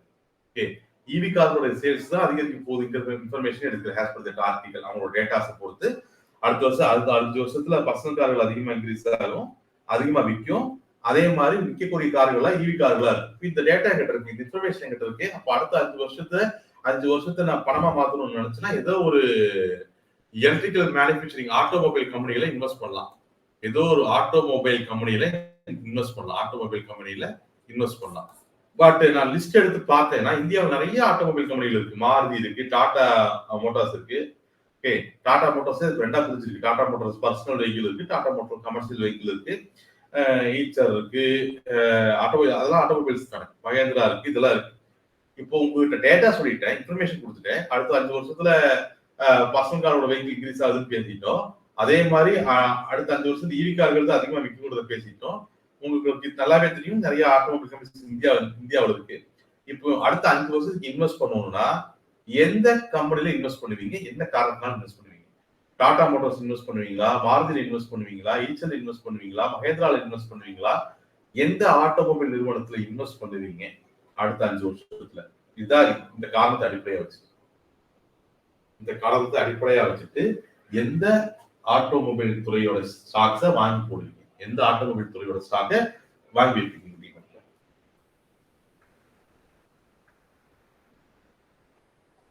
Tata EV, Tata personal, Tata Mahindra, Tata. சரி, okay. Electrical motor company manufacturing Bhaskar sir, அதுக்கு நம்ம யூஎஸ் போகணும். இந்தியாவில் டெஸ்ட்லாம் இல்லை, இந்தியன் ஸ்டாக் மார்க்கெட் டெஸ்ட்லாம் இல்லை, யூஎஸ் மார்க்கெட் லிஸ்ட் ஆயிருக்கு நம்மளுக்கு. சரி, இப்போ நிறைய பேர்த்தோட ஆன்சர் வந்து டாடா இருக்கு இல்லையா? இந்த முடிவு எப்படி எடுத்தீங்க அப்படின்னு சொன்னா, இன்னத்த சூழ்நிலை அடிப்படையை வச்சு இந்த முடிவு எடுக்கப்படும். உதாரணத்துக்கு இன்னைக்கு அதிகமா கார் சேல்ஸ் பண்றது அப்படின்னு பார்த்தா மாருதி தான். இன்னத்த தேதியில அதிகமான கார்களை விற்கக்கூடிய கம்பெனி அப்படின்னா மாருதி தான். ஆனா பிரச்சனை என்னன்னா, மாருதியில விற்கக்கூடிய எல்லா கார்களுமே பெட்ரோல் அண்ட் டீசல் வெஹிக்கிள் தான். இதுவரைக்கும் சக்சஸ்ஃபுல்லான ஒரு இவி வெஹிக்கிள மாருதி நிறுவனம் இன்னும் சேல்ஸ் மார்க்கெட்டுக்கு கொண்டு வரவே இல்லை. ஒரு 2 வண்டி கொண்டு வந்தாங்க, அதுவும் அட்டர் ஃபிளாப். இன்னைக்கு தேதியில அதிகமான கார்களை கஸ்டமர்ஸ் வச்சிருக்கிறதும் மாருதி நிறுவனம் தான். இன்னொரு தேதியில அதிகமான கார்களை விற்கிறதும் மாருதி நிறுவனம் தான். ஆனா அவங்க கிட்ட இது வரைக்கும் சக்சஸ்ஃபுல்லான ஒரு இவி வெஹிக்கிள் இல்லை. ஸோ ஆப்வியஸ்லி மாருதி லிஸ்ட்ல வந்திருக்காது. ஏன்னா அடுத்த 5 வருஷத்துல இவி வெஹிக்கிள் தான் அதிகமா விற்க போகுது. சரி, அது போக மகேந்திரா கிட்ட இவி வெஹிக்கிள் இருக்கு, அதனால அதுவும் உங்க லிஸ்ட்ல வந்திருக்கும். டாடா கிட்டயும் இவி வெஹிக்கிள் இருக்கு, அதனால அதுவும் உங்க லிஸ்ட்ல வந்திருக்கு. பட் மகேந்திராவை காட்டிலும் டாடா கார்களோட இவி வெஹிக்கிள் தான் அதிகமா விற்குது. ஏன்னா மகேந்திராவோட எல்லாமே அப்பர் மிடில் கிளாஸ் உடைய பட்ஜெட் கூட வந்துடும். மகேந்திரா வரக்கூடிய கார்கள் எல்லாம் பாத்தீங்கன்னா 20 லட்சம் 16 லட்சம் அப்படின்ட்டு அப்பர் மிடில் கிளாஸ் கார்களை நோக்கி அப்பர் மிடில் கிளாஸ் ஐயா கான்செப்ட் பண்ணுது. ஆனா லோயர் மிடில் கிளாஸ் இந்த எக்ஸானு அப்புறம் இந்த பஞ்சுன்னு நினைக்கிறேன், பஞ்சு இந்த மாதிரி ஒரு 10 லட்ச ரூபாய் பட்ஜெட்டுகள்ல இவி கார்கள் அதிகமா விற்கிறது அப்படிங்கிறது டாடா நிறுவனம் தான். அதனாலதான் டாடா வந்து உங்களுடைய மைண்ட்ல ஃபர்ஸ்ட் நிக்குது. எஸ், அப்சல்யூட்லி இன்னத்த தேதியில் அதிகமா இவி கார் விற்கிறது டாடா தான். அதுல எந்த ஒரு குழப்பமும் கிடையாது. அப்போ இன்னைக்கு இருக்கக்கூடிய சூழ்நிலையின் அடிப்படையில பார்த்தோம் அப்படின்னு சொன்னோம்னா, இன்னைக்கு டாடா தான் அதிகமான இவி கார்களை விற்கிறாங்க. பெரிய அளவுல அந்த அவங்களுக்கு காம்படிஷன் இல்ல. ஸோ டாடா மோட்டார்ஸ்ல தான் நானும் இன்வெஸ்ட் பண்ணுவேன். டாடா மோட்டார்ஸ்ல தான் நானும் இன்வெஸ்ட் பண்ணுவேன். ஓகே, டாடா மோட்டார்ஸ்ல தான் நான் இன்வெஸ்ட் பண்ணுவேன். Tata personal vehicles. Okay, so அது எந்த விதமான குழப்பமும் இல்லை. ஆனா பிரச்சனை என்ன அப்படிங்கறத அண்டர்ஸ்டாண்ட் பண்ணிக்கீங்க. நம்ம எடுக்கக்கூடிய எல்லா அனலைசிஸுமே இன்னைக்கு இருக்கக்கூடிய சூழ்நிலை அடிப்படையா வச்சதுதான். இன்னைக்கு இருக்கக்கூடிய சூழ்நிலையில மார்க்கெட் எலக்ட்ரிக்கல் கார் கிடையாது, ஈச்சர் காரே பர்சனல் காரே ப்ரொடியூஸ் பண்றது கிடையாது. மகேந்திரா சக்சஸ் ஆன மாடல் எல்லாமே அப்பர் மாடலா இருக்கு. அதிக கேட்டகரியில் விற்கக்கூடிய 10 லட்ச ரூபாய் கார்கள்ல டாடா மட்டும் தான் வச்சிருக்கான். டிவிஎஸ் கிட்ட எலக்ட்ரிக்கல் காரோட ஐடியாவே இல்லை. ஓகே, டெஸ்லா அமெரிக்காவில் இருக்கு, டெஸ்லா இந்தியாவில் இல்லை. அதாவது இந்தியாவில் சேல்ஸ் பண்றாங்க, பட் கம்பெனி அமெரிக்காவில் இருக்கு, பெரிய அளவில் இந்தியாவுக்குள்ள வல்லது. ஸோ இன்னைக்கு இருக்கக்கூடிய சூழ்நிலையை பொறுத்து பார்த்தா எனக்கு டாடா மோட்டார்ஸ் தான் பெஸ்ட் சாய்ஸா இருக்கு. நான் இன்வெஸ்ட் பண்ணிட்டேன். ஆனா நீங்க இன்வெஸ்ட் பண்ணி அடுத்த 6 மாசத்துல மாருதி ஒரு எலக்ட்ரிக்கல் கார் கொண்டு வந்துட்டாலும் என்ன பண்ணுவீங்க? சக்சஸ்ஃபுல்லான ஒரு எலக்ட்ரிக்கல் கார் கொண்டு வந்துட்டாலும் என்ன? மாருதி ஆல்ரெடி கஸ்டமர் பேஸ் ரொம்ப அதிகமா இருக்கு. ஆல்ரெடி மாருதி கிட்ட கஸ்டமர் பேஸ் வந்து ரொம்ப ஸ்ட்ராங்கான கஸ்டமர் பேஸ். அவங்க கிட்ட ஒரே ஒரு சக்சஸ்ஃபுல் இவி வெஹிக்கிள் கொண்டு வந்து பெட்ரோல் டீசல் காரெல்லாம் நான் 25% எக்ஸ்சேஞ்ச்ல மாருதி கொடுக்குற இவின்னு சொன்னா ஒட்டுமொத்த கஸ்டமரும் மாருதி ஓடி போயிடுவான். மாருதி ஓடி போயிடுவான். சம்பந்தமே இல்லாம டிவிஎஸ் ஒரு அருமையான வெஹிக்கிள் கொண்டு வந்துட்டாலும், இல்ல மகேந்திரா ஒரு மிடில் கிளாஸ் கார் ஒரு 10 லட்ச ரூபாய் பட்ஜெட்ல ஒரு கார் கொண்டு வந்தாலும் டாடா மோட்டார்ஸ் அடிபடும். ஈவன் டெஸ்லா இந்தியாவில் மேனுஃபேக்சரிங் பிளான்ட் போட்டானா டாட்டாவோட சீப்பா தாக்க தந்துருவான். பட் டெஸ்லா வந்து இந்தியாவில் ஒரு கார் வித்தாலுமே அமெரிக்காவிலேயே 25 லட்சத்துல இருக்கக்கூடிய காரை இந்தியாவில் 60 லட்ச ரூபாய் வித்துட்டு இருக்கான். நீங்க மேனுஃபேக்சரிங் பிளான் கிடையாது, அவன் இம்போர்ட் டாக்ஸ் 100% கட்டணும். அதனால டெஸ்லா போட்டியிலேயே இல்லை. டெஸ்லா ஸ்டாக் வாங்கினாலும் அமெரிக்காவுக்கு தான் போடணும். அப்போ இதெல்லாமே இன்னைக்கு வந்து டாடா மோட்டார்ஸ் சாதகமா இருக்கு. இன்னைக்கு எல்லாமே இது வந்து டாடா மோட்டார்ஸ் சாதகமா இருக்கு. எதெல்லாம் சாதகமா இருக்கு? மாருதிட்ட சக்சஸ்ஃபுல்லான ஒரு இவி வெஹிக்கிள் இல்லைங்கிறதோ, டிவிஎஸ் இந்த மாதிரியான கம்பெனிகள் எலக்ட்ரிக்கல் வெஹிக்கிள்குள்ள வரல, பேசஞ்சர் வெஹிக்கிள்குள்ள வரல அப்படிங்கிறதோ, மகேந்திராவோட கார் எல்லாமே ஹையர் பட்ஜெட் கார்ஸா இருக்குது அப்படிங்கிறதோ, டெஸ்லாவுடைய கார்கள் இந்தியாவில் ஹை பிரைஸ் 100% டாக்ஸ் கட்டி வித்துட்டு இருக்காங்க, இந்தியாவில் மேனுஃபேக்சரிங் பிளான்ட் இல்லை அப்படிங்கிறதோ டாடா மோட்டார்ஸ் இன்னைக்கு சாதகமான விஷயம். இதன் அடிப்படையில இன்னைக்கு நீங்க டாடா மோட்டார்ஸ் இன்வெஸ்ட் பண்ணுவீங்க. பட் இது எல்லாமே நாளைக்கே மாறி போயிடலாம், நாளைக்கே மாறி கொண்டு வந்துடலாம். அப்போ 2 பாயிண்ட் நம்ம இங்க பேசணும். என்ன பாயிண்ட்னா, எந்த ஒரு இன்வெஸ்ட்மெண்ட் நீங்க பண்றீங்கனாலுமே அந்த இன்வெஸ்ட்மெண்ட் அப்படிங்கிறது அன்னைக்கு இருக்கக்கூடிய மேக்ரோ எக்கனாமிக் சூழ்நிலை அடிப்படையில தான் பண்ணப்படுது அப்படிங்கிறது எப்பவுமே ஞாபகம் வச்சுக்கோங்க. அதனாலதான் ஒவ்வொரு 3 வருஷத்துக்கும் போர்ட்போலியோ ரிவ்யூ பண்ணணும் நம்ம. ஓகே, இப்போ சப்போஸ் நாளைக்கே மாருதி ஒரு புதுசா ஒரு கார் கொண்டு வந்துட்டாங்க, எலக்ட்ரிக்கல் கார் சக்சஸ்ஃபுல் நல்ல கார் கொண்டு வந்துட்டாலுமே உடனே நாளைக்கே எல்லாரும் டாடா வந்து போய் மாருதி வாங்க மாட்டாங்க. இந்த கஸ்டமர் ஷிஃப்ட் அப்படிங்கிறது 3 வருஷம் ஆயிரும். 3 வருஷம் ஆயிரும். டாடால இருந்து மாருதி வழியெல்லாம் நகர்றதுக்கு 3 வருஷம் ஆயிரும். அப்போ ஒரே நாள்ல ஓவர் நைட்ல கஸ்டமர்ஸ் எல்லாம் டாடா கார்ஸ் எல்லாம் வேண்டாம் மாருதி கார் போட மாட்டாங்க. ஈவன் தான் நாளைக்கே மாருதி கார் கொண்டு வந்தாங்க. அப்போ இந்த ஒரு 3 வருஷத்துக்கு ஒரு தடவை இந்த மேக்ரோ எக்கனாமிக்ஸோட அடிப்படை சூழ்நிலை அப்படிங்கிறது மாறுபட்டு. அப்போ எந்த ஸ்டாக் நீங்க லாங் டைம் இன்வெஸ்ட் பண்ணீங்கனாலுமே தயவு செஞ்சு 3 வருஷத்துக்கு ஒரு தடவை நீங்க இன்வெஸ்ட் பண்ணும்போது இருந்து அதே சூழ்நிலை தான் இப்பவும் இருக்கா அப்படிங்கறத அனலைஸ் பண்ணுங்க. நீங்க இன்வெஸ்ட் பண்ணும்போது இந்த மேக்ரோ எக்கனாமிக் சூழ்நிலை தான் அடிப்படையா இருக்கா அப்படிங்கிறது இன்வெஸ்ட் பண்ணுங்க. இன்னைக்கு ரிலையன்ஸ் கம்பெனி ஸ்டாக் வாங்கி வச்சிருந்தீங்கன்னா இன்னைக்கு அம்பானி உயிரோடு இருக்காரு. ஓகே, வாங்கி வச்சிருக்கீங்க. 2 வருஷம் கழிச்சு அம்பானி கால்டாக் ஹாஸ்பிட்டல் படுத்திருந்தான்னு வச்சுக்கோங்களேன், மேக்ரோ எக்கனாமிக்ஸ் மாறும், ஒரு கம்பெனியோட பர்ஃபார்மன்ஸ் கூட மாறலாம். அது கம்பெனி மேல இருக்கிற ட்ரஸ்ட் கம்மியாகலாம். ஏன்னா இன்னைக்கு நிறைய பப்ளிக் ஃபேஸ் தான் ட்ரஸ்ட்களை கிரியேட் பண்றாங்க. அப்போ ஒவ்வொரு இன்வெஸ்ட்மெண்ட்ஸுமே நம்ம ஒரு ஸ்டாக், பிரைவேட் ஸ்டாக், ஒரு இண்டிவிஜுவல் கம்பெனியில இன்வெஸ்ட் பண்றோம்னா அது அன்னைக்கு இருக்கக்கூடிய மேக்ரோ எக்கனாமிக் சூழ்நிலை அடிப்படையை வச்சு தான் இன்வெஸ்ட் பண்ணிருக்கோம். அப்போ ஒவ்வொரு 3 வருஷத்துக்கு ஒரு தடவை 4 வருஷத்துக்கு ஒரு தடவை அந்த கம்பெனி நம்ம ரிவ்யூ பண்ணிக்கிட்டே இருக்கணும். அப்போ மாறி இருந்துச்சுன்னா அந்த கம்பெனி லாஸ் ப்ராஃபிட் புக் பண்ணி வேற கம்பெனிகள் நோக்கி நகரணும். ஆனா நான் ஒரு லாங் டைமுக்கு இன்வெஸ்ட் பண்ணி வைக்கிறேன். ஒரு 10 வருஷம் 12 வருஷத்துக்கு என் குழந்தையோட கல்யாணத்துக்கு நான் இன்வெஸ்ட் பண்ணி வச்சிருக்கணும், இல்ல பண்ணியிருக்கணும். இல்ல நான் பண்ணிட்டு ஒரு 3 வருஷத்துல பெரிய லெவல் இன்வெஸ்ட் பண்ணிட்டேன். ஒரு 3 வருஷத்துல சப்போஸ் எனக்கு ஏதாவது ஆயிடுச்சுன்னா பார்த்து அந்த கம்பெனி உடைய ஸ்டாக்ஸ் ரீபேலன்ஸ் பண்றதுக்கு என்னோட ஒய்ஃபுக்கு தெரியாது, என்னோட ஹஸ்பண்டுக்கு தெரியாது. ஓகே, அப்ப இந்த மாதிரி ஒரு லாங் டைம் இன்வெஸ்ட்மெண்ட்ஸ் பிளான் பண்றீங்கன்னா கம்பெனிகளை காட்டிலும் இடிஎஃப்கள் பெஸ்ட். இண்டிவிஜுவல் கம்பெனிகளை காட்டிலும் இடிஎஃப்கள் பெஸ்ட். இடிஎஃப் அப்படிங்கிறது துறை வாரியான இன்வெஸ்ட்மெண்ட்ஸ் நம்மளுக்கு கொடுக்குது. ஃபார் எக்ஸாம்பிள் இங்க உறுதியா எனக்கு என்ன தெரியும்னா 5 வருஷத்துல கார் அதிகமா விற்கும், அதிகமான பர்சனல் கார் விற்கும், ஈவி கார் அதிகமா விற்கும். அது டாடா மோட்டார்ஸ் தான் விற்கும், இல்ல ஈச்சர் தான் விற்கும், இல்ல மகேந்திரா தான் விற்கும். இண்டிவிஜுவல் கம்பெனியோடைய பெட்டை நோக்கி நகராம ஆட்டோ பீஸ் அப்படின்னு சொல்லக்கூடிய ஆட்டோ பீஸோட ஆட்டோ ETF நோக்கி நகர்றேன். இந்த ஆட்டோ பீஸ் என்ன இருக்கும், எல்லா கம்பெனிக்கும் எல்லா ஆட்டோமொபைல் கம்பெனிகளுக்கும் உள்ள வந்துடும். ஏதோ ஒரு கம்பெனி கண்டிப்பா பேலன்ஸ் ஆயிடும். சோ இந்த மாதிரியான துறை வாரியான இன்வெஸ்ட்மெண்ட்டுகளுக்கான ஆப்பர்ச்சுனிட்டி தான் உங்களுக்கு ETF கொடுக்குங்க. துறை வாரியான ஆப்பர்ச்சுனிட்டியா. ஓகே, ஒரு ஃபார்மா இங்கிலீஷ் ஃபார்மாலாம் நல்ல ஃபீல்டு. ஓகே, எப்படி இருந்தாலும் இன்னொரு 5 வருஷத்துல இப்பெல்லாம் தெருவுக்கு ஒரு ஹாஸ்பிட்டல் இருக்கு, அப்புறம் காலனிக்கு ஒரு ஹாஸ்பிட்டல் வைப்பாங்க, அதுக்கப்புறம் பிளாட்டுக்கு ஒரு ஹாஸ்பிட்டல், ஒரு அபார்ட்மெண்ட் இருக்குன்னா அபார்ட்மெண்ட்லயே ஒரு ஹாஸ்பிட்டல், அபார்ட்மெண்ட்டுக்குள்ளேயே ஒரு ஹாஸ்பிட்டல், அபார்ட்மெண்ட் அபார்ட்மெண்ட் ஹாஸ்பிட்டல் அப்படிங்கிற மாதிரி கொண்டு வந்துருவாங்க. அந்த அளவுக்கு ஃபார்மா இண்டஸ்ட்ரீஸ் எல்லாம் வளர்ந்துட்டு ஓகே, நோயாளிகளோட எண்ணிக்கையும் புது நோய்களும் வளர்ந்துகிட்டே தான் இருக்கு. ஆனா எது வளரும், எந்த நிறுவனம் வளரும், தனிப்பட்ட கம்பெனிகள் மேல எப்படி பெட் பண்றது, அந்த மாதிரி ஒரு கொஸ்டின்ஸ் வரும்பொழுது தனிப்பட்ட கம்பெனிகளோட பெட் பண்ணும் பொழுது அதோடைய ப்ராஃபிட் ரொம்ப அதிகமா இருக்கு நம்மளுக்கு. அது குழப்பமே இல்லை. ஃபார் எக்ஸாம்பிள் இதே சினாரியோல நான் டாடா மோட்டார்ஸ்ல பெட் பண்றேன். சோ 5 வருஷம் கழிச்சு இன்னைக்கு இப்படி அதே சூழ்நிலை தான் இருக்கு. இன்னைக்கு டாடா மோட்டார்ஸ் இன்னைக்கு எப்படி ஒரு பிளேயரா இருக்காங்களோ அதே அளவுக்கு பிளேயரா இருக்காங்கன்னா 5 வருஷம் கழிச்சு இந்த டாடா மோட்டார்ஸ் எனக்கு 40% ப்ராஃபிட் தரலாம். ஆனா நீங்க ஆட்டோ பீஸ் இன்வெஸ்ட் பண்ணிருந்தீங்கன்னா உங்களுக்கு 20% தான் ப்ராஃபிட் வரும். 20% தான் ப்ராஃபிட் தந்துருக்கும். ஆனா அதுவே நீங்க டாடா மோட்டார்ஸ்ல இன்வெஸ்ட் பண்ணி டாடா மோட்டார்ஸ் மாருதி நாளைக்கு ஒரு எலக்ட்ரிக்கல் கார் கொடுத்தா சக்சஸ்ஃபுல்லா போயிருச்சுன்னா நீங்க இன்வெஸ்ட் பண்ண டாடா மோட்டார்ஸ் உங்களுக்கு 30% நஷ்டம் தரலாம், லாஸ் தரலாம். ஆனா ஆட்டோ பீஸ்ல மாருதி இருக்கும். அப்ப அது எப்படிதான் ஸ்டேபிளா 20% ரிட்டர்ன்ஸ் நமக்கு வந்துட்டே தான் இருக்கும். மாதிரி துறை வாரியான இன்வெஸ்ட்மெண்ட்ஸ்ல நோக்கி நகரும் பொழுது லாங் டைம் பிளான் பண்ணும் பொழுது இடிஎஃப்களை பிளான் பண்ணுங்க.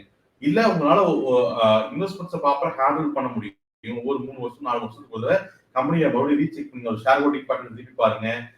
அது மேக்ரோ எக்கனாமிக் சூழ்நிலை அந்த கம்பெனிக்கு இன்னும் சாதகமா தான் இருக்கான்னு பாருங்க. டெஸ்லா இந்தியாவில் மேனுஃபேக்சரிங் பிளான் ஆரம்பிச்சிட்டாங்கன்னா ஆட்டோமேட்டிக்கா கார் சீப்பா கொடுக்க ஆரம்பிச்சிருவாங்க. அப்போ ஆட்டோமேட்டிக்கா பிரைஸ் சேஞ்ச் ஆயிடுவாங்க.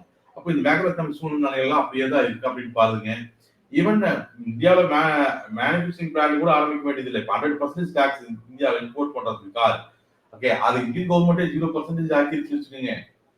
ஆட்டோமேட்டிக்கா யூஎஸ்ல 25 லட்ச ரூபாய்க்கு கிடைக்கக்கூடிய டெஸ்ட் தான் இந்தியாவில் 25 லட்ச ரூபாய்க்கே கிடைக்கும்.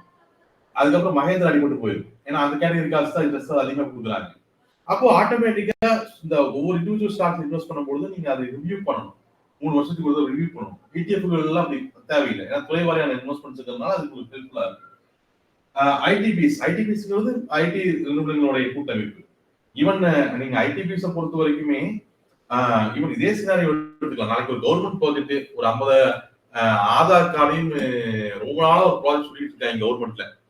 அந்த ஸ்டாக்குகள் வாங்கும் பொழுது பத்திரமா கொடுத்ததுனால டூப்ளிகேட் பத்திரம் அடிக்கிறது, பத்திரம் கிழிச்சு பொழுது தொலைச்சு போகிற பிரச்சனைகளான ஸ்டாக்குகள் வாங்கும் பொழுது ஹார்ட் காப்பி பத்திரமா கொடுக்காம இ காப்பி கொடுத்தாங்களே, இதே மாதிரி நாளைக்கு நீங்க வீடு வாங்கும் பொழுதும் அல்லது ப்ராப்பர்ட்டி வாங்கும் பொழுதும் இன்னைக்கு இருக்க மாதிரி பத்திரங்கள் எழுதி கொடுக்காம, பத்திரத்தினால பிரச்சனை வருது, பத்திரங்கள் எழுதி கொடுக்காம அந்த பத்திரத்தை இ ரெசிப்டா இப்படி டிமேட் நீங்க ஸ்டாக் வாங்குற மாதிரி நீங்க ஆன்லைன்ல ரீஸ் ரெசிப்டா பத்திரங்களை வாங்கியிருக்கான ஃபெசிலிட்டிஸ் ரொம்ப வருஷமா கவர்மெண்ட் பேசிட்டே தான் ஆதார் கூட லிங்க் பண்ணிடுவாங்க. அப்படி வரும்பொழுது அந்த மாதிரி ஒரு ப்ராஜெக்ட் வச்சுக்கோங்களேன். அந்த மாதிரி ஒரு ப்ராஜெக்ட் கிட்டத்தட்ட அது ஒரு 15,000 கோடி ரூபாய் ப்ராஜெக்ட். வருஷத்துக்கு ஏஎம்சி அந்த டேட்டாவை மெயின்டைன் பண்ணக்கூடிய ஏஎம்சிக்கு மட்டுமே ஒரு 1,500 கோடி ரூபாய் கவர்மெண்ட் பே பண்ணணும். அப்ப இது ஏதாச்சும் ஒரு ஐடி கம்பெனி கான்ட்ராக்ட் எடுக்குது, அது டிசிஎஸ் இருக்கலாம் இல்ல இன்ஃபோசிஸ் இருக்கலாம். நீங்க டிசிஎஸ் எடுக்கும், டிசிஎஸ்ல பெட் பண்றீங்கன்னா டிசிஎஸ் எடுத்துச்சுன்னா உங்களுக்கு 40% ப்ராஃபிட் இருக்கு, எடுக்காம போயிருச்சுன்னா 20% லாஸ் ஆகும். இன்ஃபோசிஸ்லயே அதே கதி தான். அப்போ பெட்டர் வந்து ஐடி பீஸ் நோக்கி நம்ம போயிடலாம். ஓகே, இந்த மாதிரியான எந்த ஒரு பர்டிகுலர் கம்பெனியை பத்தின கிளியர் வியூ இருந்துச்சுன்னா அந்த கம்பெனி நோக்கி போங்க. ஒவ்வொரு 3 வருஷத்துக்கு ஒரு தடவையும் அதை ரிவ்யூ பண்ணுங்க. இந்த துறை வளரும்னு நம்புறேன். பட் எந்த கம்பெனின்னு என்னால உறுதிப்படுத்த முடியலன்னா இந்த மாதிரி இடிஎஃப் நோக்கி நகருங்க, தப்பு இல்லை. ஐடி நோக்கி நீங்க நகரலாம். ஓகே, ஈவி இந்தியா பிசினஸ் தாராளமா ஃபோக்கஸ் பண்ணலாம். ஐடிபிகளை தாராளமா ஃபோக்கஸ் பண்ணலாம். ஓகே. ஸோ இதெல்லாமே ஆப்பர்ச்சுனிட்டிஸ், இன்வெஸ்ட்மெண்ட் பண்றதுக்கான ஆப்பர்ச்சுனிட்டிஸ். ஓகே. இதுல எதாவது குழப்பிக்க வேண்டிய அவசியம் இல்லை. ஓகே. ஒரு தடவை ரிவைஸ் பண்ண சொல்றேன். நம்ம ஸ்டார்ட் அப் இன்வெஸ்ட்மெண்ட்ஸ் பத்தி பேசுறோம். ஸ்டார்ட் அப் இன்வெஸ்ட்மெண்ட் ஸ்டாக்ல இன்வெஸ்ட் பண்ணலாம்னு பேசணும். அதுக்கப்புறம் நம்ம அன்லிஸ்டட் ஸ்டாக்ஸ் பத்தி நம்ம பேசணும். அதுக்கப்புறம் அதுல இன்வெஸ்ட் பண்ணலாம்னு பேசணும். அப்புறம் ஐபிஓ பத்தி ஆல்ரெடி உங்களுக்கு தெரியும். ஐபிஓ இன்வெஸ்ட் பண்ணலாம்னு பேசணும். அப்புறம் செகண்டரி மார்க்கெட் இன்வெஸ்ட் பண்ணலாம்னு பேசணும். கம்பெனியோட பாண்ட்ஸ் வாங்கலாம்னு பேசியிருந்தோம். அப்புறம் மியூச்சுவல் ஃபண்ட்ஸ் பத்தி ஒரு ஐடியா பேசணும். அப்புறம் இடிபிகளை பத்தி நம்ம ஒரு ஐடியா பேசியிருக்கோம். போக ரீச் இன்வெக்ஸ் எல்லாம் உங்களுக்கு ஆல்ரெடி தெரியும். இதை பத்தி தெரியும். அதெல்லாம் பிரச்சனை. ஓகே. இதை தவிர வேற என்ன இன்வெஸ்ட்மெண்ட்ஸ் உங்க மைண்ட் வேற எதுவும் இன்வெஸ்ட் பண்ணலாம்? வேற எந்த பொருட்களை இன்வெஸ்ட் பண்ண முடியும்? இப்ப நம்ம பேசுனதை தவிர வேற எந்த பொருட்களை இன்வெஸ்ட் பண்ண முடியும்?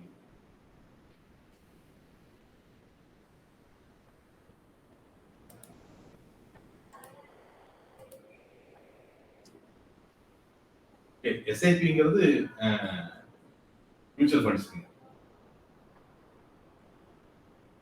S, commodities. ஆக்சுவலா ரியல் எஸ்டேட்டை பொறுத்த வரைக்கும் ரியல் எஸ்டேட்ஸ் நீங்க பிசிக்கல் இன்வெஸ்ட்மெண்ட் பொறுத்த வரைக்கும் பிசிக்கல் இன்வெஸ்ட்மெண்ட்ஸ்ல பெரிய அளவுல பண்ணக்கூடியது வந்து ரியல் எஸ்டேட்ஸும் கோல்ட் அண்ட் சில்வரும் தான். Commodities, gold and silver, even copper.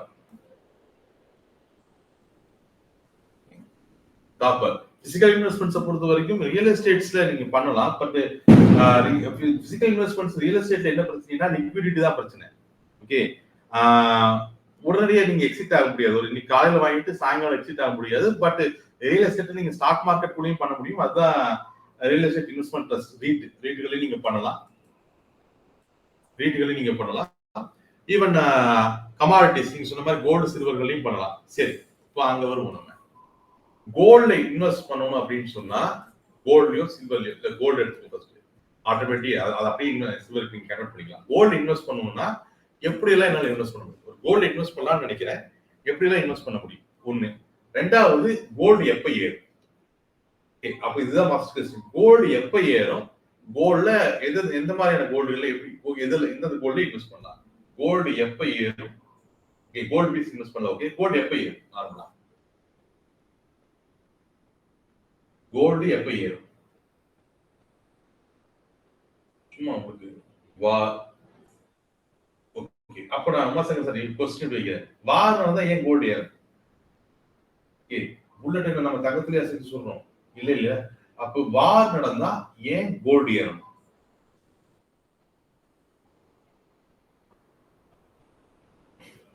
Okay, again அதான் क्वेश्चन. ஸ்டாக் மார்க்கெட் கிராஷ் நடந்தா ஏன் கோல்டு ஏறும்? Yes, uncertainty. That's perfect. பொருளாதார மந்த நிலை. ஃபர்ஸ்ட் ஆஃப் ஆல் ஒரு கோல்டோடைய இண்டஸ்ட்ரியல் யூசேஜ் ரொம்ப கம்மி. அதை அண்டர்ஸ்டாண்ட் பண்ணிக்கீங்க. ஓகே, கோல்டோட இண்டஸ்ட்ரியல் யூசேஜ் வந்து ரொம்ப கம்மி. இண்டஸ்ட்ரியல் யூசேஜ் அதிகமா இருக்கிறது வந்து காப்பருக்கு தான். ஈவன் கோல்டை விட சில்வருக்கு தான் இண்டஸ்ட்ரியல் யூசேஜ் அதிகம். இவி வெஹிக்கிளுக்கு சில்வர் ஒரு அடிப்படை மெட்டல். அது நீ சில்வர் விலை கோல்டு விலை அதிகமா ஏறிட்டு இருந்ததெல்லாம் நம்ம பார்த்தோம் இல்லையா? ஏன்னா இவி ரெவல்யூஷன் நடந்துட்டு இருக்கு.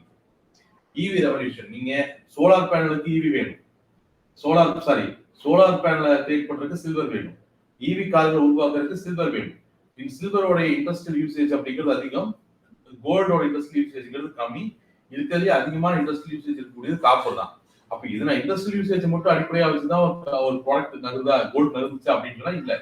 வெறும் இண்டஸ்ட்ரியல் யூசேஜ் டிமாண்ட் அப்படிங்கறது அடிப்படையா வச்சுதான் கோல்டு நகருதா, கோல்டோட விலை நகருதா அப்படின்னா அப்படி கிடையாது. ஓகே, சரி. ரெண்டாவது ஆர்னமெண்ட்ஸ்.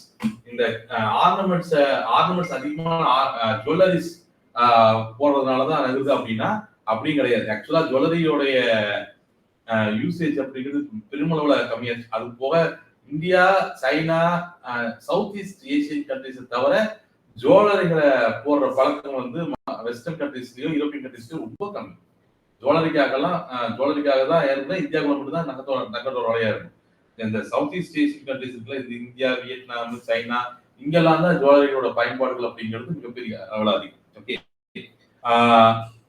நார்மலா ஒரு எக்கனாமியில பொருளாதார மந்தநிலை ஏற்படும் பொழுது, பொருளாதாரத்துல சிக்கல் பொருளாதார மந்தநிலை எப்ப ஏற்படும்?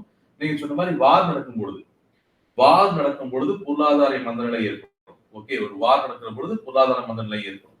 ஓகே, இந்த மாதிரி பொருளாதார மந்தநிலை அப்படிங்கிறது நிறைய காரணங்களால் நடக்கும். வார் நடக்கிறதுனால நடக்கும். ஈவன் வந்து Y2K ப்ராப்ளம், யாராருக்கெல்லாம் அந்த Y2K ப்ராப்ளம், 2007 டிப்ரெஷன் இதை பத்தி ஞாபகம் இருக்கு? ஓகே, நான் மறுபடியும் அதுக்கு முன்னாடி போறேன். Law of demand. Law of demand, பொருளாதாரத்துடைய அடிப்படை அப்படிங்கிறது லா ஆஃப் டிமாண்ட் தான். பொருளாதாரத்தோட அடிப்படை அப்படிங்கிறது law of demand. Law of demand என்ன சொல்லுதுன்னா, ஒரு பொருளுக்கான தேவை அதிகரிக்கும் பொழுது, ஒரு பொருளுக்கு டிமாண்ட் கிரியேட்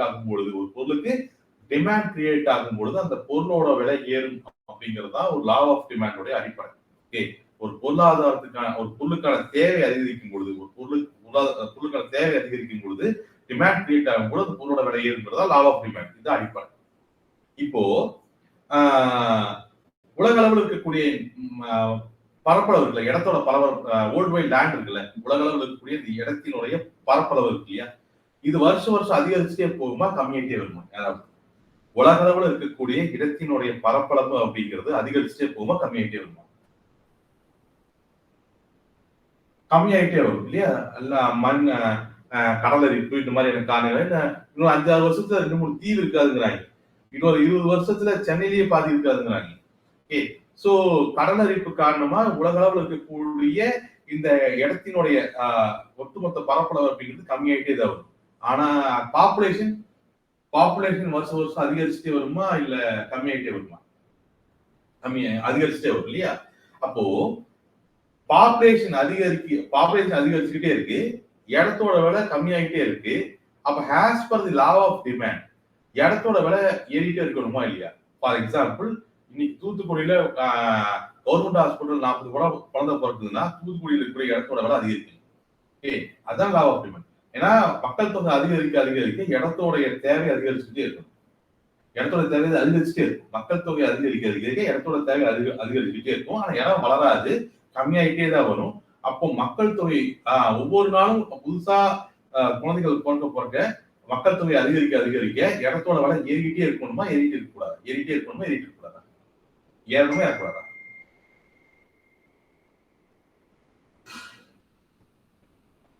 ஏறணும், ரைட்டா?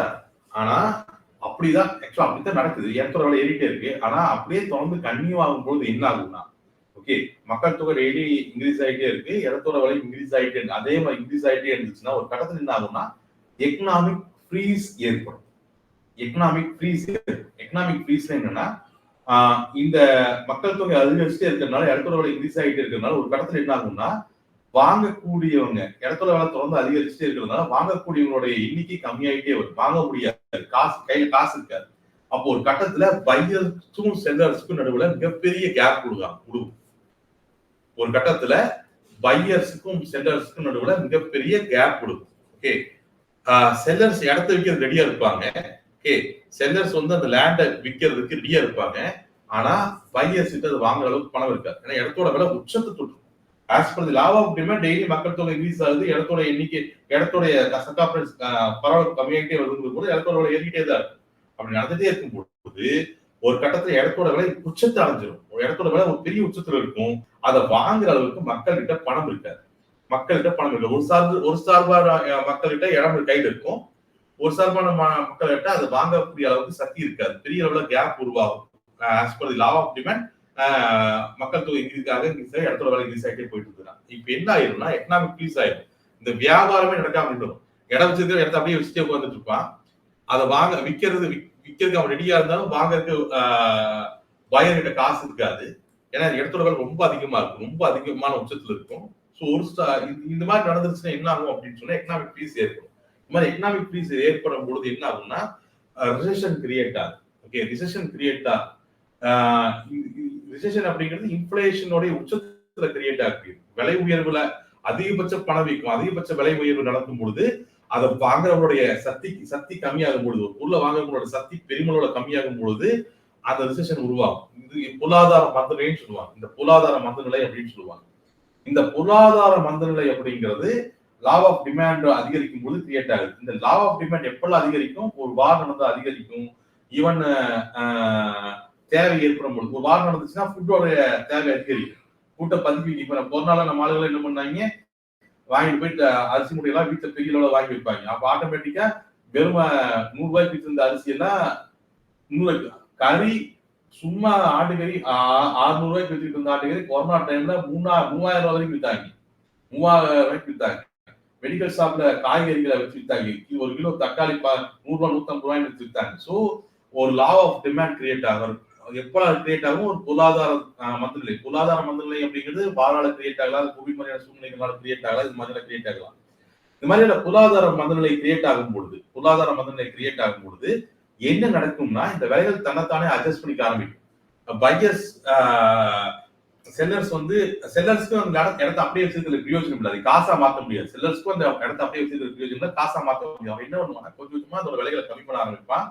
இந்த மாதிரி மறுபடியும் விலைகள் கூட சேர ஆரம்பிக்கும். பொருட்கள் இயங்கும். அப்போ ஒரு டிப்ரெஷன் அல்லது பெரிய இன்ஃபிளேஷன் அது கிரியேட் ஆனதுக்கு அப்புறம் மறுபடியும் அது ரெகுலர் நிலைக்கு வரதுக்கு ஒரு காலகட்டம் எடுத்து இந்த காலகட்டத்துல எல்லாருமே பாதிக்கப்படுவாங்க. இதைத்தான் நம்ம 2000 Y2K பபிள்ல பார்த்தோம், Y2K ப்ராப்ளத்துல பார்த்தோம், 2007 டிப்ரெஷன்ல இதுதான் நடந்துச்சு, கோவிட் டைம்ல இதுதான் நடந்துச்சு. ஓகே, இதுதான் லாபா. இப்படித்தான் பொருளாதாரம் நம்மளுக்கு ஒர்க் ஆகும். ஓகே, அப்போ இந்த கான்செப்ட் இந்த மாதிரியான நேரங்கள்ல என்ன ஆகும்னா, அந்த டிப்ரெஷன் நடக்கும் பொழுது பணத்தோட மதிப்பு மிகப்பெரிய அளவு கம்மியாகும். ஸ்டாக் மார்க்கெட்லயும் நீங்க பணத்தை வைக்க முடியாது. ஏன்னா இந்த மாதிரி டிப்ரெஷன் நடக்கும் பொழுது, இந்த மாதிரியான பெரிய அளவிலான பொருளாதார சிக்கல்கள் ஏற்படும் பொழுது எல்லா கம்பெனிகளால பொருளை விற்க முடியாது. ஏன்னா பொருள் விலையில ரொம்ப அதிகமா இருக்கும். அது வாங்குற அளவுக்கு மக்கள்கிட்ட பணம் சத்தியத்து காரை வாங்க மாட்டான், ஒரு டேபிள் சேர் வாங்க மாட்டான், சாப்பாட்டுக்கே அடிப்படை தேவைகள் மட்டும் தான் பூர்த்தி பண்ணிட்டு இருப்பான். அப்போ இந்த மாதிரியான சூழ்நிலைகளை பொருளாதார மந்தநிலைகள் ஏற்படும் பொழுது ஸ்டாக் மார்க்கெட்ல இருக்கக்கூடிய கம்பெனிகளோட விலைகள்லாம் பெரிய அளவுல சரி. அப்போ நீங்க ஸ்டாக் மார்க்கெட்ல பணத்தை இன்வெஸ்ட் பண்ணி விற்க முடியாது.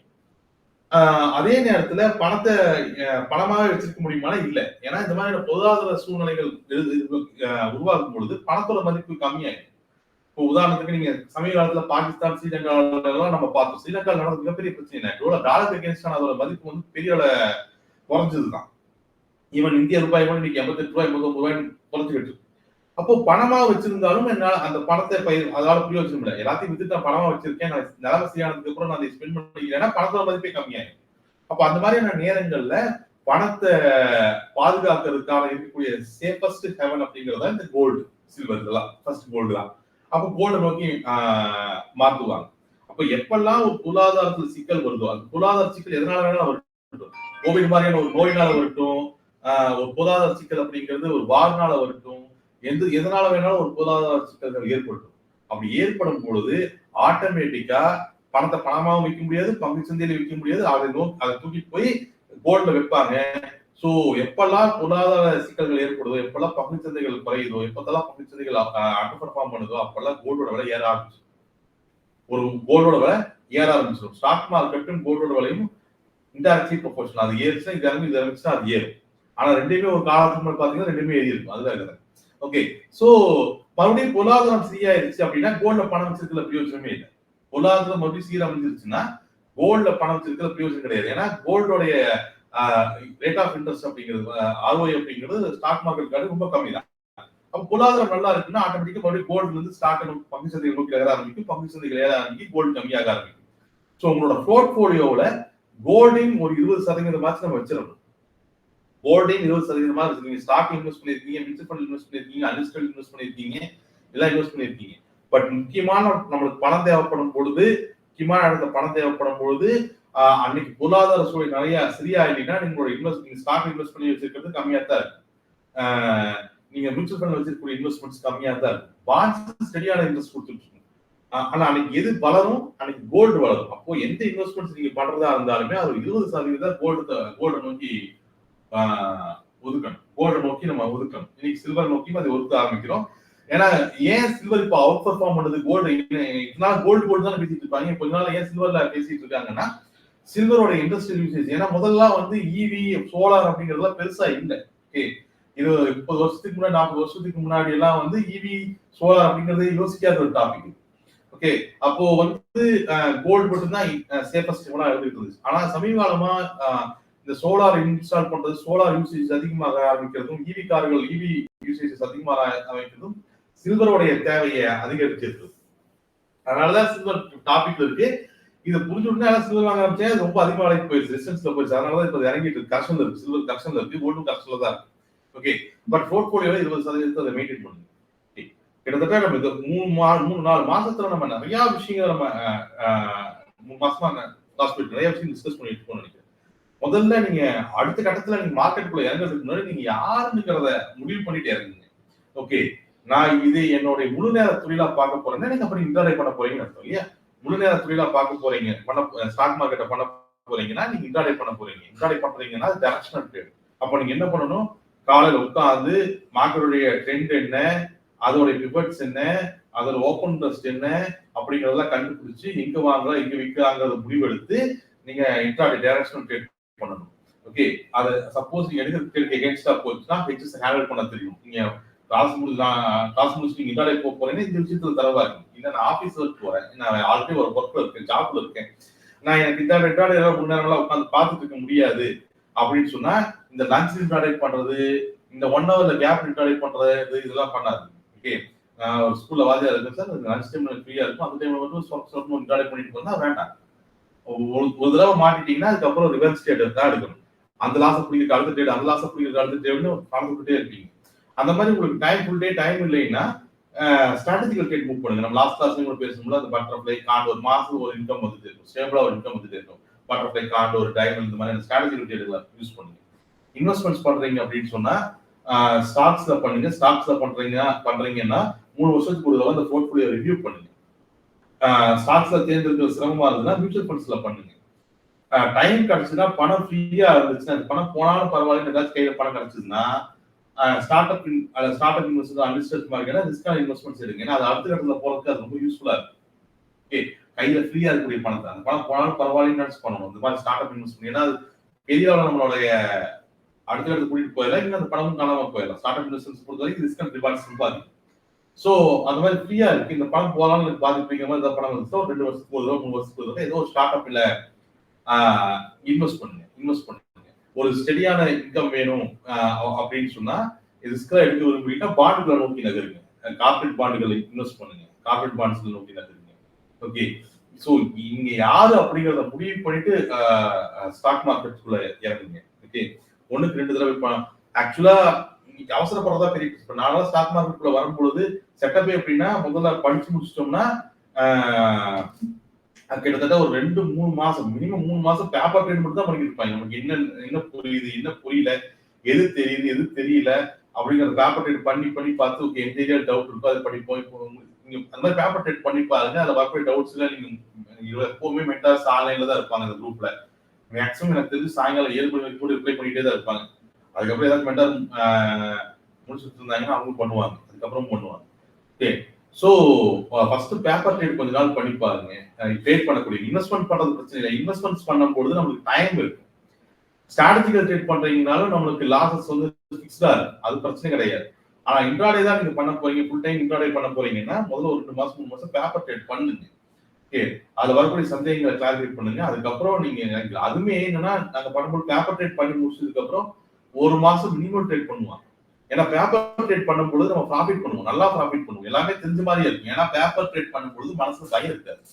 ஏன்னா உங்களோட சப்கான்சியஸ் மைண்ட் நல்லாவே தெரியும் அது ஒரிஜினல் பணம் இல்ல, அது ஒரு பேப்பர் கஸ்கி போட்டா வேலை முடிச்சதுன்னு நல்லாவே தெரியும். இது சப்கான்சியஸ் மைண்ட் அப்படிங்கிறது ரொம்பவுமே அது ஒரு தனி திசையில ஒர்க் பண்ணிட்டு இருக்கும். உதாரணத்துக்கு நான் ஹாஸ்பிட்டல் சாயங்காலம் ஆபீஸ்ல இருந்து நான் வீட்டுக்கு போறேன்னு வச்சுக்கோங்களேன். ஆபீஸ்ல இருந்து வீட்டுக்கு போறது வண்டி ஏறி உட்கார்ந்ததுக்கு அப்புறம் தான் உலக சிந்தனைகள்லாம் ஓடும், என்னென்னமோ சிந்தனைகள்லாம் ஓடிட்டு இருக்கும். அவனுக்கு என்ன பண்றது, அதுக்கு எப்படி பணம் செலுத்தி பண்றது, நாளைக்கு பொண்ணுக்கு பணம் கேட்டுருக்கா அது கொடுக்கணும், ஒய்ஃப், எல்லா பிரச்சனையும் அது ஓடும். அந்த ஆபீஸ்ல இருந்து வீட்டுக்கு போறது நான் வண்டி ஏறி உட்கார்ந்ததுக்கு அப்புறம் தான் மண்டையில் அத்தனை பிரச்சனைகள் ஓடும், எத்தனை விஷயங்கள் யோசிக்கும். அதனால அதெல்லாமே கான்சியஸ் மைண்ட் பண்ணக்கூடியது. இவங்க சப்கான்சியஸ் மைண்ட் என்ன பண்ணும்னா, நான் இவ்வளவு பிரச்சனைகள் மண்டையில யோசிச்சுட்டு இருந்தாலும் கரெக்டா என் வீட்டுல இருந்து ஆபீஸ் கூட்டிட்டு போயிடும், ஆபீஸ்ல இருந்து வீட்டு கூட்டிட்டு போயிடும். ஏன்னா இதுதான் ரோடு அப்படிங்கிறது சப்கான்சியஸ் மைண்ட் ரிஜிஸ்டர் ஆயிடும். நீங்க கான்சியஸ் மைண்ட் எத்தனை பர்சன்ட் யோசிச்சுட்டு இருந்தீங்கன்னா கரெக்டா ஆஃபீஸ்ல வீட்டுக்கு போயிருவீங்க. வீட்டுல இருந்து ஆஃபீஸ்க்கு வந்துருவீங்க. நம்ம எதையும் யோசிச்சுட்டு இருப்போம், கரெக்டா தான் வீட்டுக்கு போயிருப்போம், கரெக்டா தான் ஆஃபீஸ் வந்திருப்போம். ஏன்னா கான்சியஸ் மைண்டை காட்டிலும் சப்கான்சியஸ் மைண்ட் தான் ரொம்ப பவர்ஃபுல்லா வேலை செய்யும். ஸோ பேப்பர் ட்ரேட் பண்ணும்போது லாஸ் ஆகாது அப்படிங்கிறது உங்க சப்கான்சியஸ் மைண்ட் நல்லாவே தெரியும். அதெல்லாம் ரொம்ப தெளிவா பண்ணுவீங்க, ரொம்ப கரெக்டா பண்ணுவீங்க, எல்லாமே கிளியரா இருக்கிற மாதிரி இருக்கும், நல்லா இருக்கும். ஆனா ரியல் எஸ்டேட் போகும்பொழுது ஒரிஜினல் பணம் போயிடும் அப்படிங்கிற பயம் உங்க சப்கான்சியஸ் மைண்ட் உருவாக்கும். அந்த பயம் ஒரு பதட்டத்தை உருவாக்கும். அந்த பதட்டம் ஒரு தப்பு பண்ண வைக்கும். சோ நீங்க பேப்பர் ட்ரேட் பண்ணி உங்க டவுட்ஸ் எல்லாம் கிளியர் பண்ணதுக்கு அப்புறம் ரியல் எஸ்டேட் போறதுக்கு முன்னாடி பணம் போனா பரவாயில்லன்னு ஒரு பணம் வச்சிருப்பீங்களா? 5000 10,000 ஏதோ ஒன்று வச்சிருப்பீங்கல்ல, அதை வச்சு ஒரு தடவை ட்ரை பண்ணுங்க. சும்மா நிஃப்டி பீஸ் வாங்கி ட்ரை பண்ணுங்க. நீங்க பிகினர்னா எங்கிட்ட பெரிய பணம் எல்லாம் இல்லைன்னா நிஃப்டி ஏறுதா நிஃப்டி பீஸ் வாங்குங்க, இறங்குதா அது வித்துருங்க. அது வெறும் 5000 1000 இருந்தா போதும் நிஃப்டி பீஸ் வாங்கி விற்கிறது. ஓகே, அது மாதிரி ஒரு சின்ன பணத்தை வச்சு ட்ரை பண்ணுங்க. ஒரு நிஃப்டி பீஸ் வாங்கி வைங்க, நிஃப்டி ஏறுதா கால்குலேட் பண்ணுங்க, நிஃப்டி ஏறுதா நிஃப்டி பீஸ் ஒரு 10 பணத்தை வாங்குங்க, இறங்குதுதான் வித்துருங்க. இந்த மாதிரி கொஞ்ச நாள் ஒரு சின்ன பணத்தை வச்சு ட்ரை பண்ணுங்க. சின்ன பணத்தை வச்சு ட்ரை பண்ணுங்க. அப்புறம் கொஞ்சம் கொஞ்சமா பணத்தை இன்க்ரீஸ் பண்ணி கொண்டு போங்க. ஓகே, கொஞ்சம் கொஞ்சமா பணத்தை இன்க்ரீஸ் பண்ணுங்க. ஓகே, தலைகளாகத்தான் குறிப்பேன்னு ஏன்னா கிட்டத்தட்ட 20 வருஷமா ட்ரேட் பண்ணிக்கிட்டு இருக்கேன். எல்லாத்துக்குமே பயம் இருக்கு, எல்லாத்துக்குமே பயம் இருக்கு. எந்த ஒரு தொழில் பண்றவங்களும் பயம். கார் ஓட்டுறவனுக்கு டிரைவர்ல ஆரம்பிச்சு கடை தொடரக்கூடிய கடை ஓனர் வரைக்குமே இன்னைக்கு வியாபாரம் இருக்கணுங்கிற பயம் இருக்கு. ஈவன் 100 படம் நடக்காது, அடுத்த சீன் நல்லா வரணும்னு பயம் இருக்கு, அடுத்த படம் ஓடணுமேங்கிற பயம் இருக்கு. இது எல்லாத்துக்குமே தொழில பயம் இருக்கும். அந்த பயத்தை காட்டி ஒரு 70-30% பயமும் 70% கான்ஃபிடன்ஸ் சேர்ந்ததுதான் ஒரு சக்சஸ்ஃபுல் ஒரு தொழிலை கிரியேட் பண்ண முடியும். சுத்தமா பயமே இல்லாம ஒரு தொழில் பண்ணோம்னா ஓவர் கான்பிடன்ஸ் 10 நாள் நாசமா போயிடும். தப்பான முடிவுகள் எடுக்க ஆரம்பிச்சிடும். நான் பண்றதெல்லாம் கரெக்ட்னே தோணும். வெறும் பயம் மட்டும் இருந்துச்சுன்னா அது தொட்டு கூட பார்க்க மாட்டோம். வெறும் பயம் மார்க்கெட்ல இறங்குறதுக்கே பயம் இருந்துச்சுன்னா மார்க்கெட் கடைசிக்கு மேல பண்ண முடியாம போயிடும். ஒரு 30% பயம், ஒரு 70% கான்பிடன்ஸ்ல நீங்க மார்க்கெட்டை கையாளணும். ஓகே கைஸ், கிட்டத்தட்ட நம்ம ஒரு 4